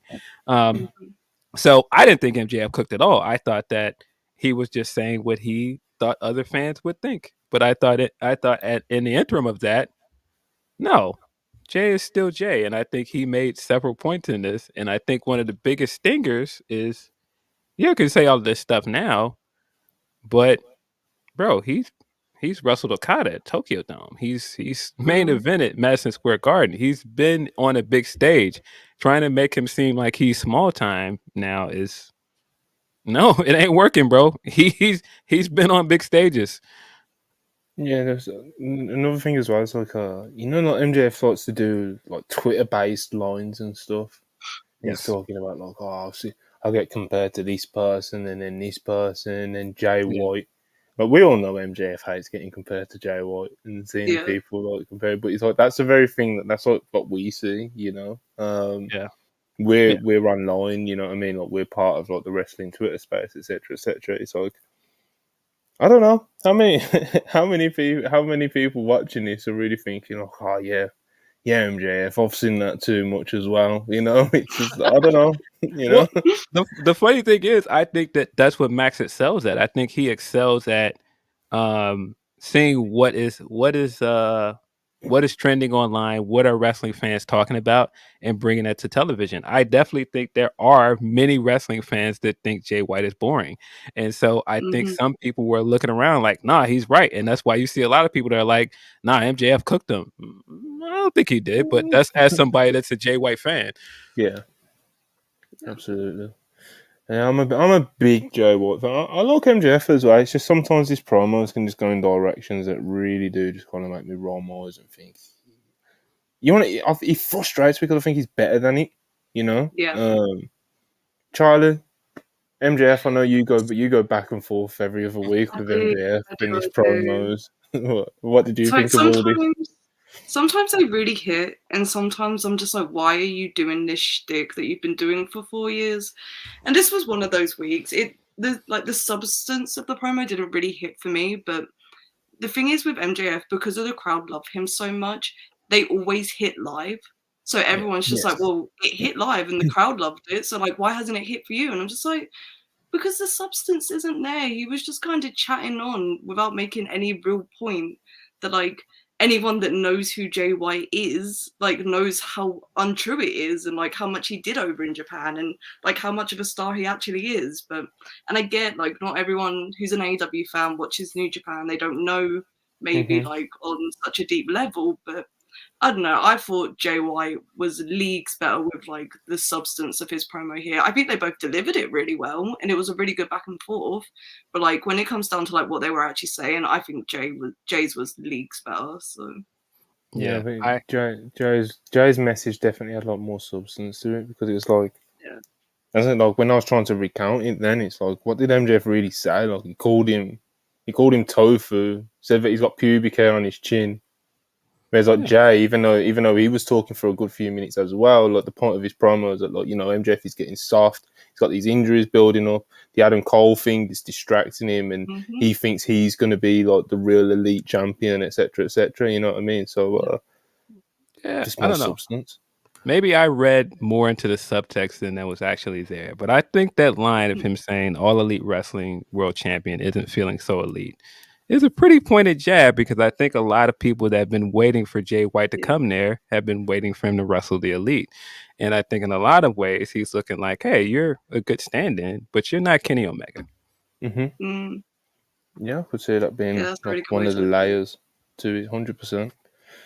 100%, especially with all the stuff we were talking about like with Kenny earlier, you know. And people really want the Jay White Hangman feud because of like, it kind of felt like we were going to get that at one point and then they swerved away from it again. That wasn't an intended pun, but it works. So, but no, I'm excited for Jay White to be in the title picture because of he should have been in it about 3 months ago, but we're here now. So yeah, he's definitely, you know, the ones who are very, you know, well versed on his work and are fans of him definitely do see Jay White as like a future world champion in this company if it is where he stays long term. Obviously, I don't know how long his contract is. Don't know if he still intends to go WWE in like 2026 or whenever, you know. But yeah, I think he's definitely a big player wherever he is in the future. Of course, in the immediate future, he's here in AEW. He could be the next world champion, you know. Yeah, I think to Charlie's point, and I'm starting to believe that he could beat Max because up to this point, I thought Cole would be the guy that beats him. But now that Cole's not going to be there, you've got to pivot. And it very much seems like they're still running Elite versus Bullet Club Gold. The fact that they've got the guns in the in the 4-way match, the fact that they're still kind of lingering around, the fact that he's made the jump from Collision to Dynamite. I feel like that says a lot, and I feel like the feud going into Full Gear is probably still Elite versus Bullet Club Gold. And even if he gets the title match with MJF, I think him winning leads to Jay White with the title going against Kenny Omega. Yeah, I can see. 100%. I wouldn't be mad at it. The only thing I would say is that I never thought Cole was beating MJF. Never saw it. Really? Yeah, I never saw it. I don't didn't know, think he was going to beat him for the title either. I didn't see it. I started to think it after All In. I was like, there's no way they can't do a rematch. Like, I feel like they've got to do like a third match at this point. And if you do a third match, he can't lose again, right? So, man. MJF's a prick. But see, I figured if he got the third match, I thought Cole was going to turn heel. Yeah, I still think, of course, I've got a lot of stock in Cole being the one that turns heel in this whole thing. But I don't know, man. I just could never, even if the scenario would have called for it, and that's where the story was going, etc., etc. I just couldn't see MJF dropping to Cole. I just couldn't see that. I just see the signs of it. The guy is super popular. Tony clearly likes him. We of course have the sound bites of the guy that was kicking our butts when he was champion of NXT was Adam Cole, and so I think in some ways he would want to see him as champion. I think he will be eventually champion as well. Like I don't know how long this recovery period will take, but I do think he'll be champion someday.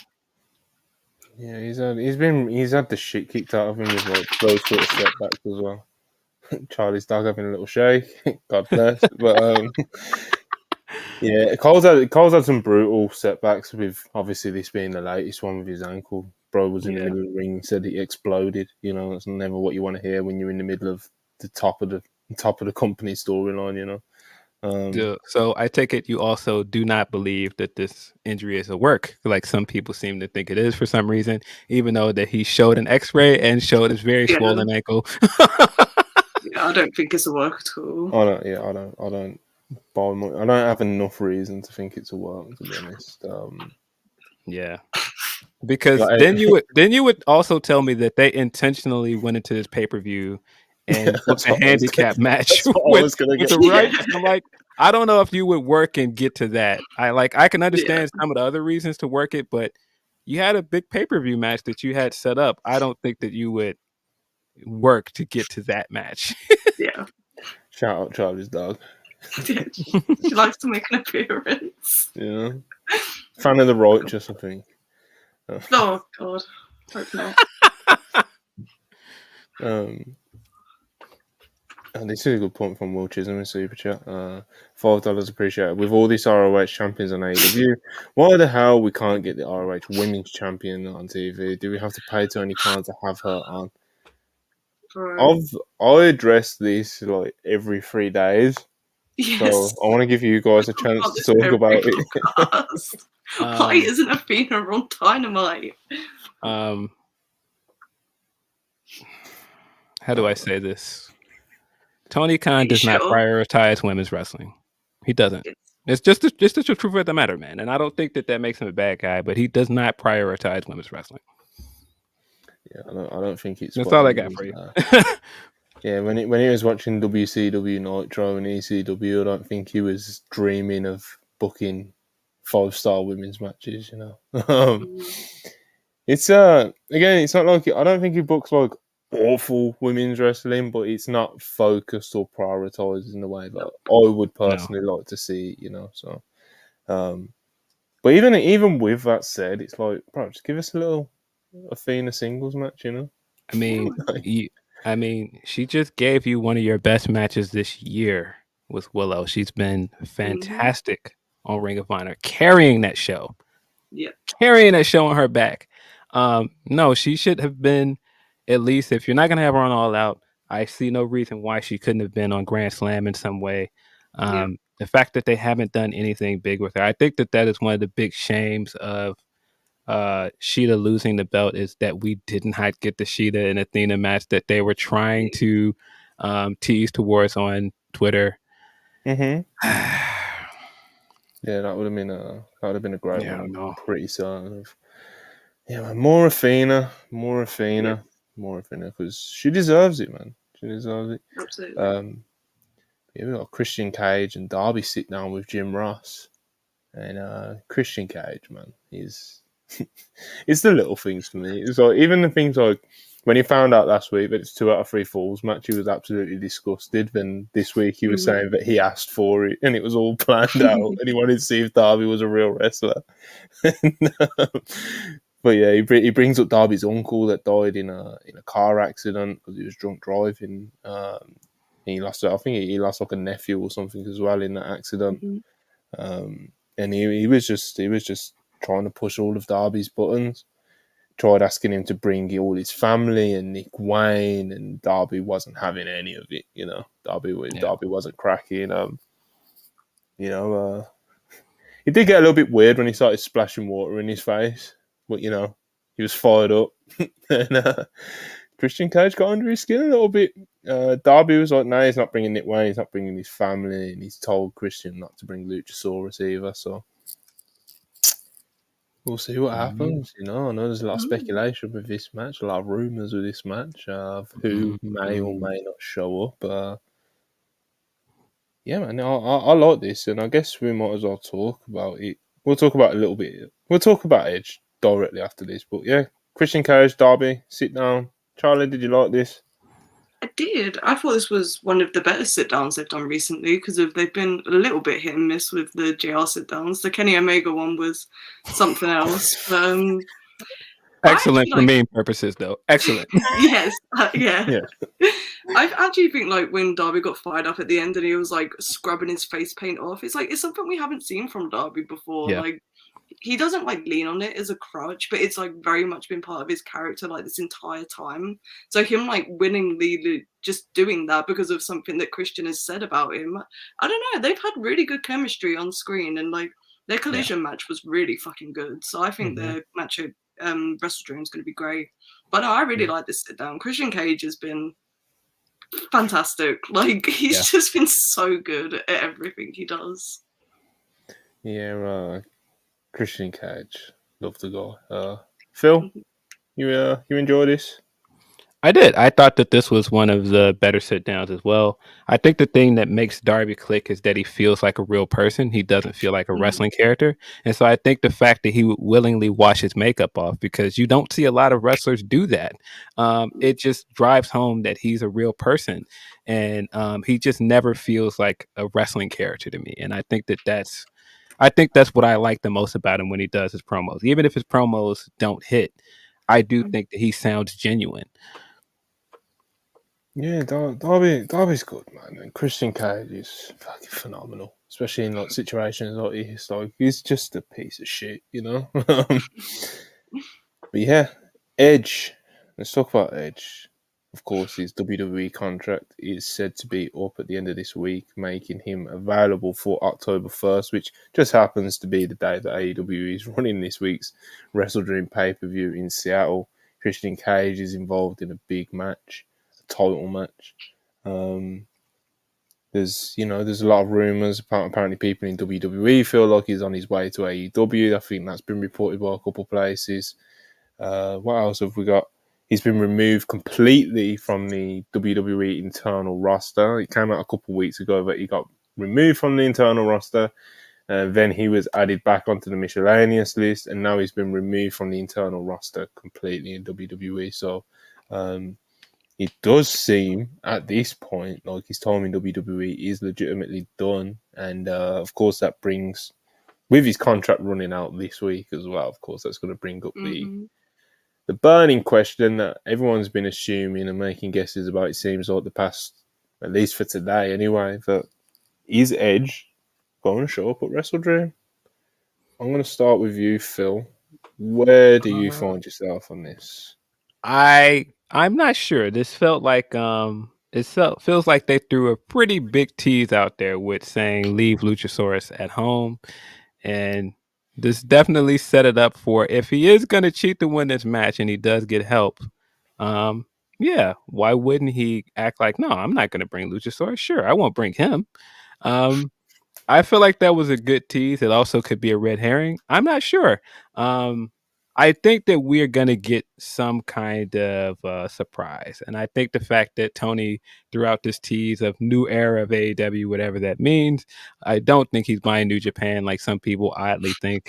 It makes no sense for him to buy New Japan. He's in a partnership with the company. Why buy them when you can just ask to use wrestlers from there when you're in a partnership from there? But I digress. I do think we're going to see either him or Mercedes for sure. Yeah, I think they're cooking up something. They're cooking up something. Charlie, Adam Copeland, Mr. Edge, the Rated R superstar. Will we be seeing clearly at WrestleDream? is such a funny pay-per-view for this to be the one for him to like debut on. I don't know, like if it was any other pay-per-view, I'd be like, yes, he's going to be there. But it's WrestleDream. I don't know. The Inoki Memorial Show. Yeah, like what a way to honor Inoki. We've got Edge debuting. Like I don't know, but I think there's a very high chance that Edge is going to be on this pay-per-view. And man, I ain't mad at it. I'm gonna pop through. I think it's gonna be great. But yeah, I'm a huge Edge mark, so I'm still feeling a little bit pessimistic about it. You know. You watched all of his WWE run. I did not. I mean about like just not pessimistic. Like if he joins AEW, like I think that's great for him, and I think he'll do some really cool stuff in there. It's not that part of it. It's more so like, do I actually think it actually happens? I don't know. I've not seen like the big, like I'm waiting for like Sean or Mike Johnson to kind of, because like, there's been reports that like, you know, WWE feel like he may be on his way out, but like there's I don't know, man. I don't know. It's part of the excitement. I wouldn't be like shocked or stunned if he shows up tomorrow. You know what I mean? We're here talking about the possibility of it right now, but I'm not absolutely convinced either. Yeah, I think the fact that he's kind of said more than once that he does want to have one last tag run with Christian is kind of a hint. The fact that FDR bald seems like he believes it might happen. And you've got to believe if he goes over there and works tag teams, FDR is the team for him to work. Yeah, absolutely. And so I think it's happening. I'm not sure if he's going to debut here, but I do think he'll eventually be there. Yeah. I think if not here, then the Dynamite after WrestleDream. Like I think it's going to be quite snappy with how they get him in. Yeah, because I mean, if he's going to work with Christian again, it has to be here. Christian. I don't think Christian's going back to the E. Yeah, he's just Christian ain't going back. So I think if he wants to work with Christian and do tag team stuff, it's going to be with AEW. Yeah, it has to be. Yeah, it has to be because, you know, if Christian Cage was re-signed, you would assume it's at least like another 2 years. It's like, is Christian Cage really going to sign another contract after that? You know? Yeah. I mean, at the moment, he barely bumps and he still pops me huge when he's out there wrestling. So, who knows how long he can last, you know? But yeah, I'd be very. I don't know. I don't know. I'm at least optimistic that you have Christian doing great character work there, because I think if it's just Edge left to his own devices, I'm not as interested. But Christian, I think him with Christian is different. Yeah. I don't know. Especially if like Christian's like the lead person in the act, because of as much as I love Edge, Christian is like doing the better character work right now. Yes, so. Yes, I agree.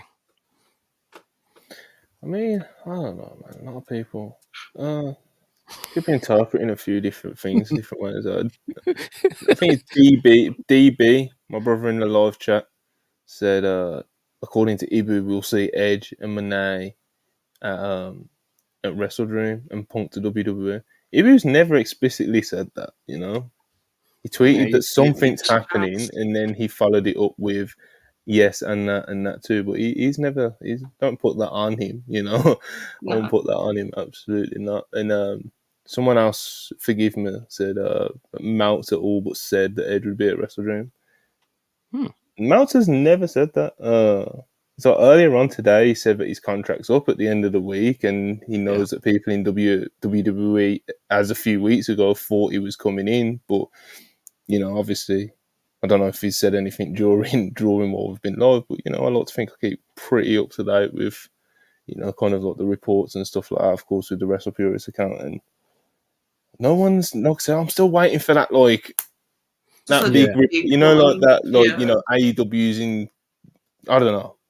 I don't know what exactly I'm waiting for, but just something. I need more of a nudge before I believe. You can add the other part of this that, you know, of course, the report was that he was talking to AEW before he signed with WWE, and then WWE swooped in and brought him back for Royal Rumble. The other part that I think is interesting is everybody that says that they think he's all but gone is using kind of the same language that they used when they said that they thought Jay was all but gone, in the sense that people over there seem to think he's gone, and people over at AEW seem to think he's coming. So I don't know. Yeah, it's weird. Like you said as well, like the language used when people talk about it as well in some of these more recent reports is very kind of like, okay. Like, so I don't know. I think it would be a great move for Edge though, for all the reasons we've already spoke about. So I guess we'll have to wait and see. Anyway, next up on Dynamite, we had the 4-way Orange versus Matt Jackson versus Penta versus Austin Gunn. I didn't think this was as exciting or as good as the 3-way that came before it. Maybe could have been the show. Maybe could have benefited from those switching in the order. You know, like had the triple threat a bit later in the show. But you know, this was all right. This was all right. Orange Cassidy got the win. Charlie, you got to see another Buck wrestle. I did. You enjoy this? I did. I enjoyed it, but I was always going to enjoy it. Like, I like almost all of the wrestlers in this 4-way. So Austin Gunn was there. It was all right. It wasn't anything special, but it was never going to be with like, I don't know, especially on like this Dynamite. It was a weird Dynamite with like how it was like put together. I don't know. Wasn't a lot of wrestling on this. There was not a lot of wrestling. It really does make me think that like those rumors of people saying about like COVID kind of wiped out the roster this week. It kind of sounds like that might have been the case. So, but for what it was.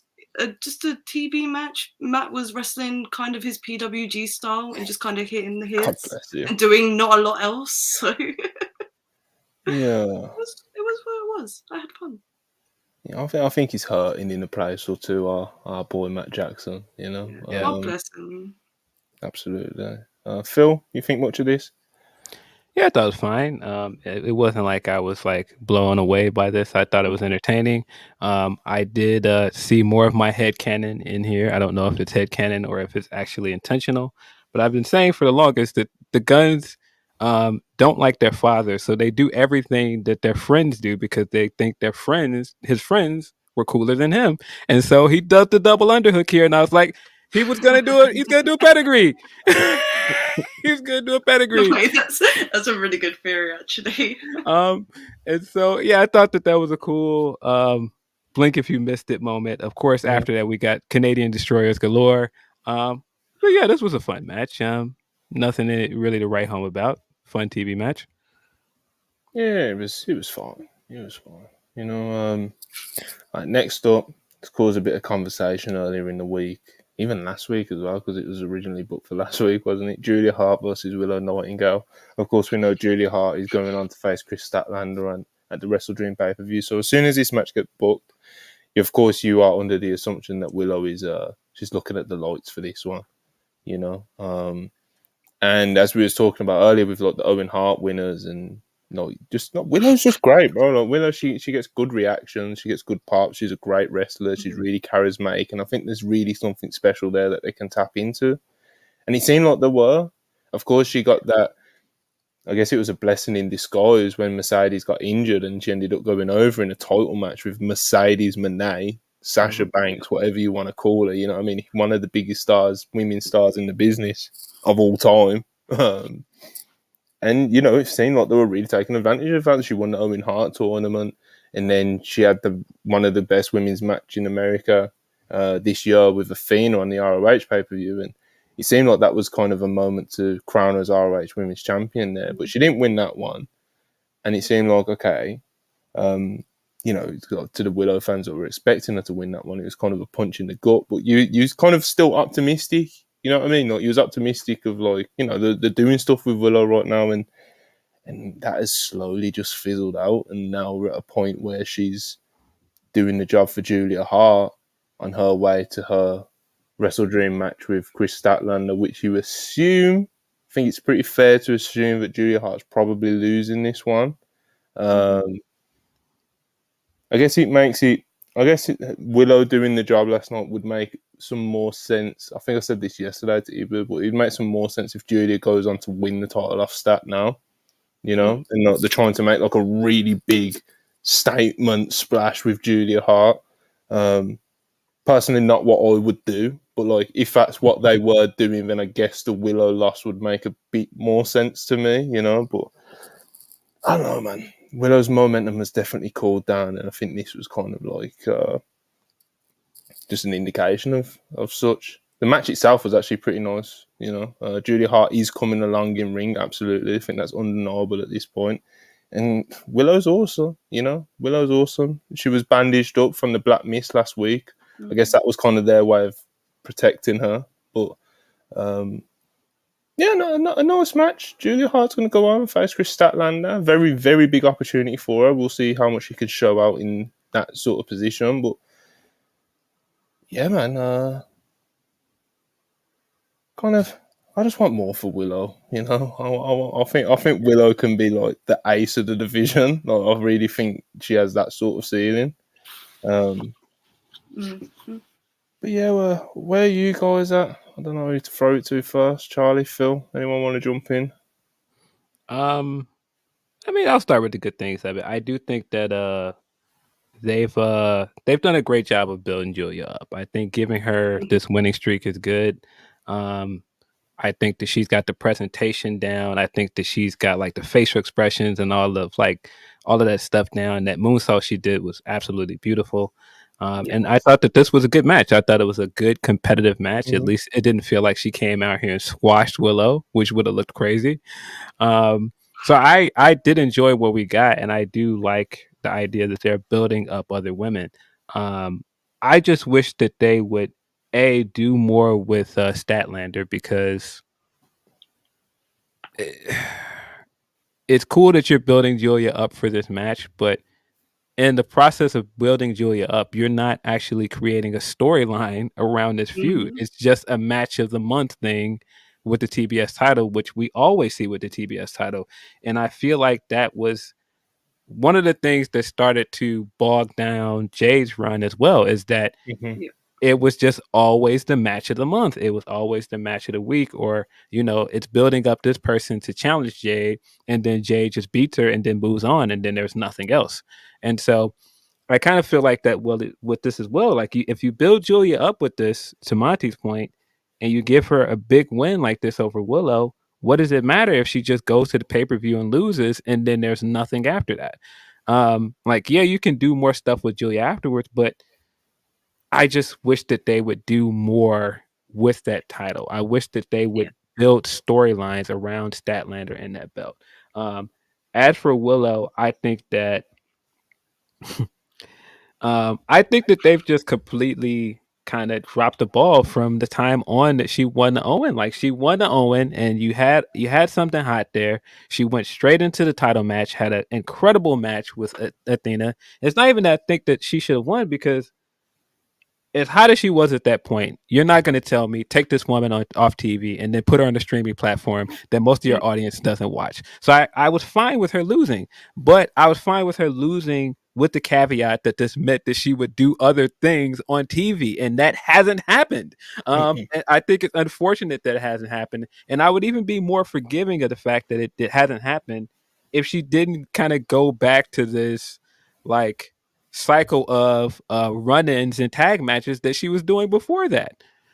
And so it just kind of feels like, all right, what is the direction for her? And I think that that's kind of the thing we want to see with a lot of the women. Like, Sky Blue is a perfect example of this. She's on TV a lot. She has good matches. She's clearly included in ring, but what's the direction? What is her character? Where are the stories? Yeah, she's just kind of like the generic young baby face on the roster that kind of shows up sometimes. And she's from Chicago. She's from Chicago, yeah. Tell us that like 2 times a year, you know? So, I don't know, man. This Julia and Chris feud, they have a built-in storyline, and they've referenced it on commentary a bunch about the fact that, like, the last person Julia lost to was Chris Statlander. Mm-hmm. And the characters themselves have not talked about this, really. Yes. Like, I think Julia mentioned it briefly in her promo on Brody King. I think Brody King mentioned Brody it. did, yeah. It was just like, why does the man in the story have to be the one to talk about the story? That's another issue for another day. We're not getting into that now. But there's a lot about this that I haven't liked. But there is a lot that I have liked as well. So I'm glad that they're actually doing a storyline with the TBS belt, but just let the women talk. Just have an in-ring, like let Chris Statlander talk about it, because she just keeps running out to save people, and there's not really there's no substance to that. Like it's very surface level stuff because they haven't really engaged with each other. I do think these women coming face to face with Brody King is very cool visuals, but AEW is not going to do anything with that because they don't do intergender wrestling. So again, what are we actually doing that's adding value to these women and their characters? Not a whole lot. But I do think the match that Julia and Willow had was actually pretty good. It definitely was better than I was anticipating. I didn't want to see Willow lose, and I have my theories on why Willow's been called down so much, but we'll talk about that after the pod because I don't want to get heat on anyone else. So that's not a YouTube discussion right now. But yeah, I don't know. I have a lot of frustrations with the women's division, clearly. But there is good stuff going on as well once you dig through the layers of it. Yeah, I'm happy that Julia's improving. Is there? I think there are, because I think what it is with Tony and AEW is that they'll give us good moments with the women, but it's never consistent. Like you'll get a good match like the Athena and Willow match, or you'll get something like the Britt and Thunder Rosa feud, but then like the follow up and like the weeks that follow aren't there. And I feel like that's the main issue with the women's stuff. It's not that you don't have women that can work. It's not that we don't get great matches or good moments every now and then, but it's just never consistent. Yeah. Yeah, it's we find ourselves on this topic a lot though, Richard. Yes. Oh yes, we do. We do. Yeah, next up was like the main event segment. Swerve Strickland and Hangman Adam Page is contract signing for their match at WrestleDream this weekend. And, Swerve's coming for that spot, brother. Swerve's coming for that spot. And Hangman was telling us about like this dark cloud that had been hanging over him for the past year and a half. I wonder what that was. And he talked about how he had all these cool moments, but he couldn't enjoy them. And but he's basically trying to get back to where he was. Hangman's delivery here was very, I don't know, I struggle with it sometimes. Like there was a part midway through the first chunk of his promo where he like pretty clearly forgot his lines. And he goes to like grab the pen to like make it a little bit less awkward, and then it's like he catches it and he remembers his lines again, and then he continues to go on. And then like the second half of the promo, his delivery is much better and stuff, etc., etc. And he kind of he found where he was going at the end of it.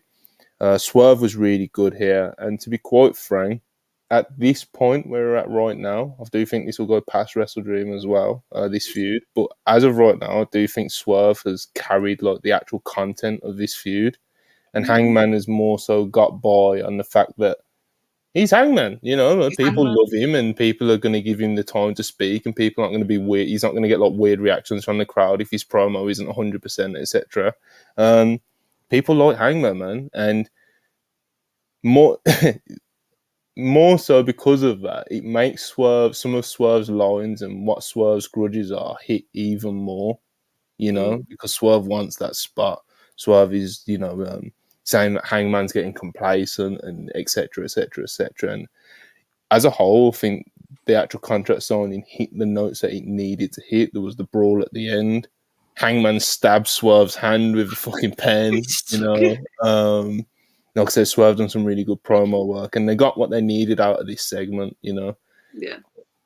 He kind of hit me on it, like Swerve, like content-wise, like promos and stuff like that. Like Hangman, of course, he's the biggest star. Do you know what I mean? He, not to like diminish what he brings to this feud. Look how much the crowd love him. It's Hangman, But the actual content and the words being spoken, etc., I think Swerve has carried that part of this feud. But yeah, contract signing hit the notes it needed to. Phil, what do you think of it? I thought this was great. I think that it's weird to say it because this is a very heel-heavy roster at the moment. There are a lot of heels. Swerve has quietly become one of the top heels in the company. And I mean, like, in a lot of ways, I think like him coming out and recognizing that people wanted to see the Nana dance right away, and he cut him off before he could do it. I thought Yeah, that I was a forgot to great. mention that. That I was thought great. I thought that was a great visual. I think the fact that he just like completely no-sold it as well. He didn't even say a word to him. It was just like, nah, not this time. And then he tweeted like, not until we're at home, letting you know you're going to get a big one in Seattle at the pay-per-view. I thought that was great. I think content-wise and match-wise, he's been one of the most consistent guys on the roster. Every week on Dynamite, he's having some of the best segments. That stuff he was doing with AR was gold. The matches he was having was gold. I thought the casket match was really, really good. I think he's gonna kill it at WrestleDream. I think he's gonna have a great match, and I think if the takeaway from this is anything, you gotta push this guy, man. It's time. You gotta push this guy into the main event scene like now. He's ready. Like he looks the part. He's gotten a lot bigger. The presentation's there. The promos is hidden. It's time. Yeah, man. He's made a really good account of himself, especially like very, very recently with the Hangman stuff. Never mind the stuff that you've already mentioned that he was doing earlier in the year. Yeah, man. It's whether he wins or loses this feud, you got to keep the momentum going of him feuding with the top baby faces of the company. Charlie, contract signing. What do you think? I thought this was really fucking good. This has been like one of my favorite contract signings they've ever done. Like Hangman did meander a little bit throughout what he was saying, but because I love Hangman Law promos, I just stuck with it because it's just like the sort of shit that I love. But bro, like Swerve coming back with that, oh, it rains an awful lot in Seattle line, like his attention to detail with like the way he delivers things, like the way he presents himself, he is like he as Phil said, like push this guy to the moon. I think he should beat Hangman on Sunday, and I think he should beat him again at Full Gear in a Last Man Standing match. I think that's where they should go with this because it's very full circle of him. Like his whole point is he wants Hangman's spot. Run it as a Last Man Standing match at Full Gear, I reckon. I think that could be very good. Yeah, I'd be surprised if this was a one and done, so I wouldn't be mad against that. I wouldn't be mad at that either. I do think it's also very interesting to see him in kind of Hangman spot 4 years ago, where you can just see that he's hungry, man. You can see it, like you could, and everything he's doing, the attention to detail, like Charlie said, and all the preparation, like the fact that this guy, I think that he should beat Hangman, even if he doesn't win here at Full Gear. I think he should win over in this feud and move on. Yes. Yeah, I wouldn't be. Hangman can't lose twice in a row, right? The thing is with Hangman is he is going to lose twice in a row because it adds so much more to his story. Because Hangman's turning heel like in 2024. I don't know if everyone's caught onto this yet, but Hangman's definitely turning heel within the next 6 months. So I hope everyone's ready for that. It's going to be great. You heard it here first. he's very Teflon. good at this elite stuff. And he's Teflon. Even if he doesn't turn heel, losses don't hurt Hangman. Like this guy is already met with the core audience, man. It's not gonna hurt him. I did think Swerve needs the wins over established stars, and Hangman's a great choice for it because it furthers both their stories.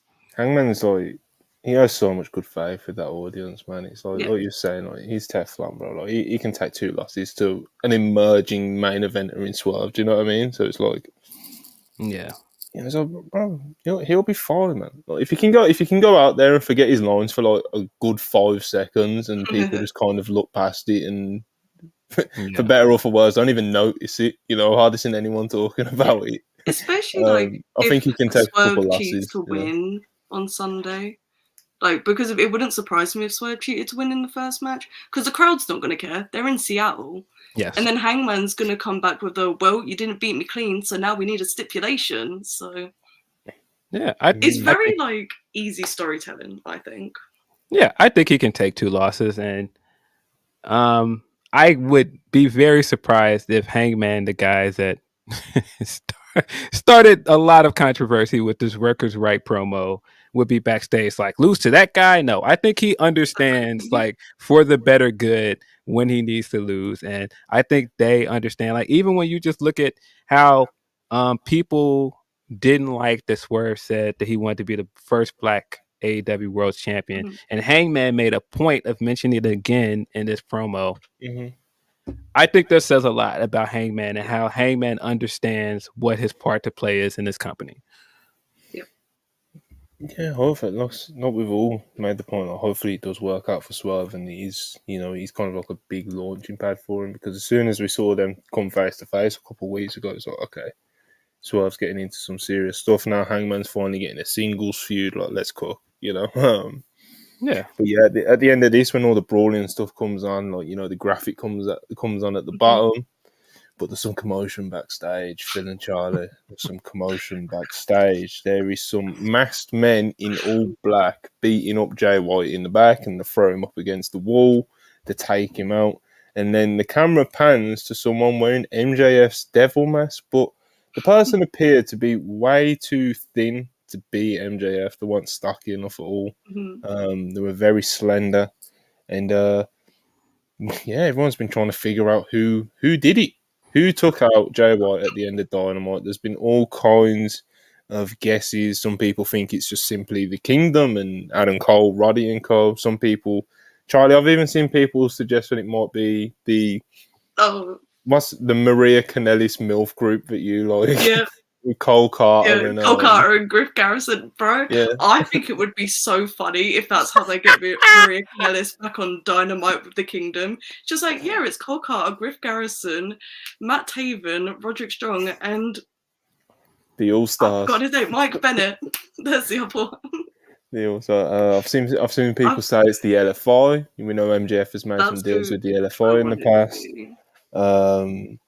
What other suggestions have we seen? David Finlay and the War Dogs, which is I've seen that. Seen all kinds of guesses, which I guess is a good thing, because it's kind of adds to the mystery. Like, it seems like no one actually has like a real. No one's super confident they know who it is. Some people even think it's Adam Cole, even though his ankle exploded. I don't know who my guess is to lock in at this moment in time. I guess it would just be, the Kingdom and Roddy, just to play it safe, But I'm not confident in that at this point. Any guesses, Charlie? I have no idea, but I just like running with the Bullet Club narrative because it really annoys people how much I like David Finlay. So they're very clearly in Japan right now, but it's very funny to talk about it. Yeah, some people might think maybe the standings, because like they were so like a lot of them, like, they didn't look like they were built like wrestlers, like a few of them. No. Yeah. That may end up being a hilarious insult in a few weeks if it gets revealed, but it was, But, it was like Cole Carter, Griff Garrison. Some people have even speculated that it could have just been standings and it's meant to be, MJF and whoever else, but it was actually these standings, or I don't know. Phil, you got any guesses? You confident at all? I mean, straight away, I think the easiest guess is Adam Cole. I mean, all of the signs point to Adam Cole. The fact that they teased him having a long phone call with Roddy earlier in the episode. We got the thing even in the Righteous segment that called him a liar. Yes. You got that thing going around of the mask sitting behind them after their win it all in. And he followed them out of the promo before MJF cut his promo on Jay White. He followed those three out. And if you remember, at the time, Roddy was like, "Yeah, I gotta talk to you. Come back in the back. We gotta talk about something." All signs point to Adam Cole. The fact that when we see him, they very much make a point to not show his lower half. Yes. All hints seem to point to Adam Cole. I'm not sure if that means it is him, though. It could mean that they want us to think it's him. I don't know. I also saw somebody in the chat say Jack Perry, and that is very interesting for a lot of reasons if it's Jack. And there is plenty of history between MJF of why that would make sense. I don't know, but for storyline purposes, it makes the most sense for it to be Adam Cole. And I mean, the guy that's standing against the wall during the beatdown very much looks like Roddy. I could be misjudging this, but looks like Roddy. Close-up of that guy, and it looks like he's literally wearing a neck brace underneath Yes. the mask. It's so funny. Very, very funny. I don't know if it is Adam Cole, but like I said, all of the clues seem to point towards him. I've also seen people that believe that this is a work say that Adam was favoring his right foot during during Grand Slam, but when he came out, his left foot was bandaged. I don't buy into all of that stuff. I do think that he's really hurt. I think the fact that he showed the X-ray and a swollen ankle means that he's really hurt. Yeah. I don't think he would go that far with it if it was just a work. But That I X-ray, Joe that just said X-ray is X's and A's in brutal the as well. chat. yeah. But that's why I'm like, this Yeah. could be their way of setting up stuff for Adam Cole by the time he comes back and keeping him linked to MJF. But I'm not sure. There's many directions that they can go with this. I think the fact that it is so unpredictable and they have people so interested in a whodunit is very good. I think that's good for the company in terms of just how invested people are, because for a long time, people were more invested in backstage stuff and stuff that had nothing to do with the television show. So I think that this is a great step forward.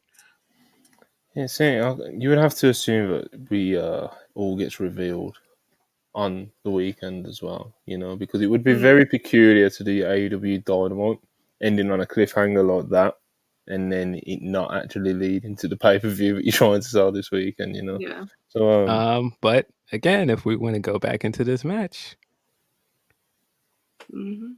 if that group of people helps Righteous win, stop it, God. man. I would not be surprised. And at the end of it, I hope it opens a pay-per-view, because if I see MJF getting pinned, yeah, would not be surprised if this plays into the match at all.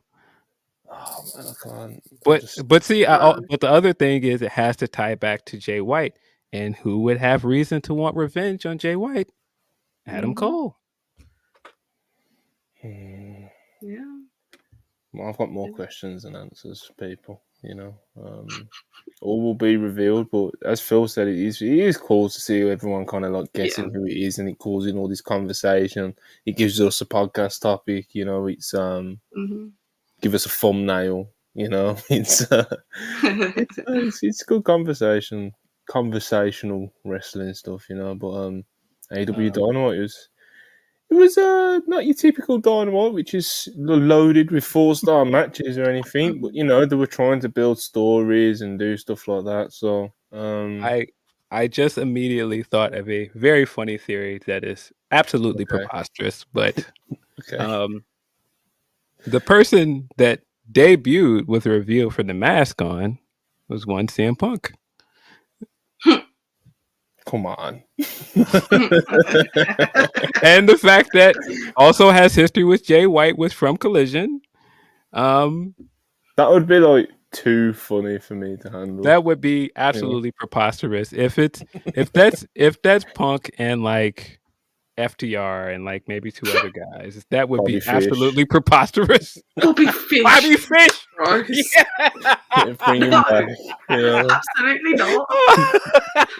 There's money to be made, Charlie. There's no money to be made from Bobby Fish. Absolutely not. Absolutely not.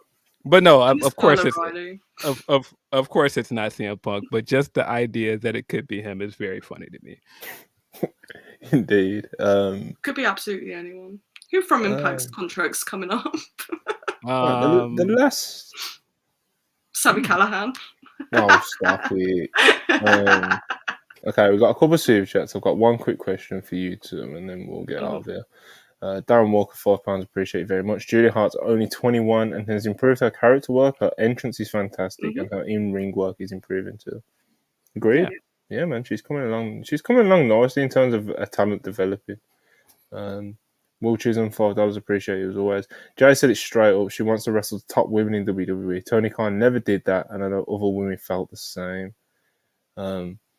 Yeah, that is definitely, we missed out on a few big Jade matches in AEW because of that. So I think her going out of her way to put over leadership with WWE before she wrestled a single match is kind of telling. I don't know what that means, but I paid attention to that line and sat up immediately when I heard that. And I was like, what does that mean? Name dropped them all as well. She's like, Bruce, Nick, Dan, This is Paul. very, very interesting. I don't know what that means, but I definitely noticed that. Yeah.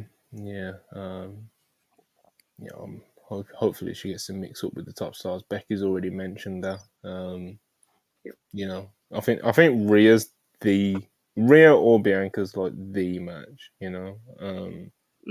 Yeah, obviously Bianca's away at the moment. She's taking some deserved time off. Rhea's like, Rhea's like the hottest a woman's probably been in WWE since Becky and the Man. Yeah. I'm curious because it seems like they're leading in a way with their women's pay-per-view matches. Like it very much feels like they're doing Bianca Charlotte at some point down the line, possibly Mania. So I don't think we're going to do the Bianca match that soon. I also would assume they're trying to protect this woman and prepare her for that match first. And I don't know, Becky's a big match to get out of the way right away. The only way I could see is if she's going to beat her for an NXT title, but I don't know. I wouldn't even be that mad at that. Like, I think she's definitely a star deserving of being on Raw and SmackDown from the jump. But if the first thing she does is beat Becky for the NXT title, that kind of, that obviously brings a lot more eyes to it and a lot more bigger of a platform to it. And say if her NXT run is literally just her with the title for like a couple months and then she just moves on to the main roster, then I don't think I'd actually be that mad at that. Yeah. But yeah, I'd just have a straight on the main roster, to be honest. I'd pedal to the metal straight away with Jade Cargill. I know that I understand the skepticism behind it, and she's still new. She's still relatively very, very new as an in-ring performer, etc., etc. But I'd figure it out for Jade Cargill. Yeah, I think it'd be fine. Do the bit. Have her first match be Natalia. You got to do the bit. Come on, do the bit. Do the mixed tag match at a pay-per-view, whatever. Cody and Jade versus Rhea and Dom. Come on, do all the bits and then get to the big matches. All right. Last thing I want to ask you: what about Mercedes Moné? Any chance to see her tomorrow or anytime soon? Where do you stand on the Mercedes Moné journey?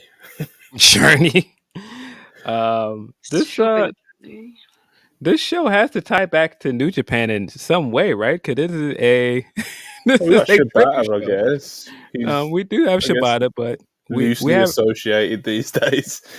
Yeah, we have very little actually connections to New Japan, so it kind of makes sense for her to debut here. I actually feel like it makes more sense for Mercedes to debut here than Edge.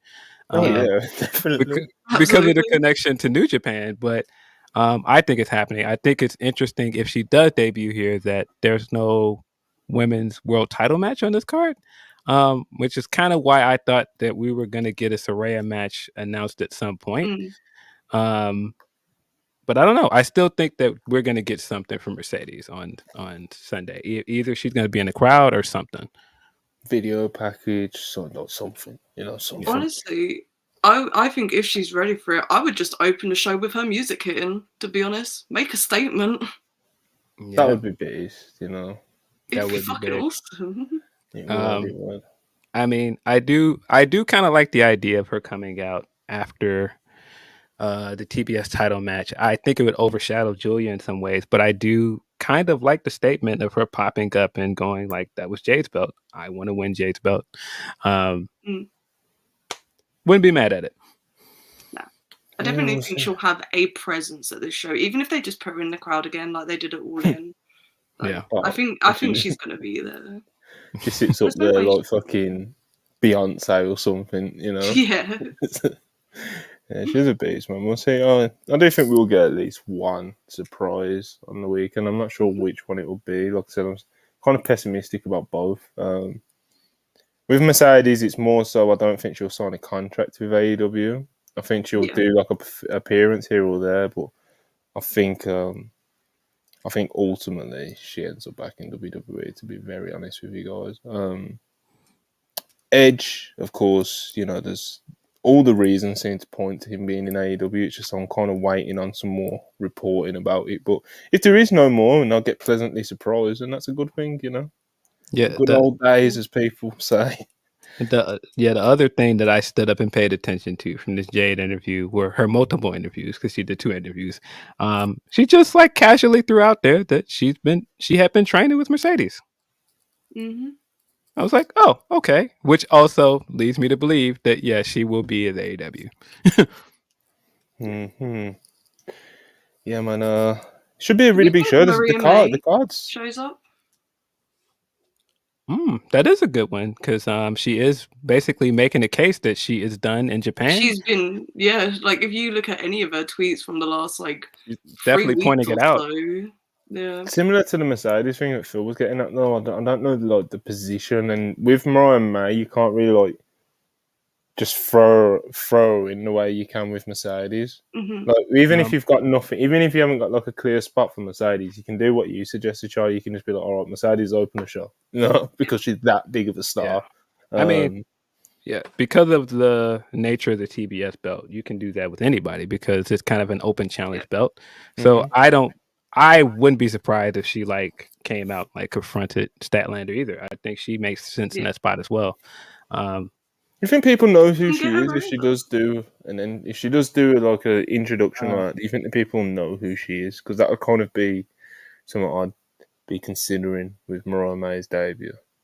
Well, I mean, it would be kind of like the Jamie Hayter debut, where people who know her know her, but people that don't are gonna think she's Becky Lynch for some reason. That's so funny. But yeah, I watched AEW with my parents and they thought that Jamie was Becky, and I was just like, no, that's Jamie Hayter, and they were just like, who the fuck is Jamie Hayter? I was like, hold on, it's okay. Oh man, criminal. But Dynamite, hits and misses. Far from a bad show. It wasn't a bad show. It was definitely a different Dynamite though. WrestleDream looks pretty stacked. It seems like we may get a surprise or two. We'll have to wait and see. We're going to figure out who. Hopefully, we get to the bottom of who attacked Jay White. See what Edge is getting up to, maybe. But yeah, man, we've had a nice little show here, nice little AEW Dynamite review. We're going to get out of here. We're going to wind down. Please like and subscribe, people. Likes very much appreciated. Subscribe if you haven't already, of course. And Phil, you got anything you want to plug? Sure. You can watch me on Grapsity every Saturday at noon Eastern time on Fightful's YouTube channel.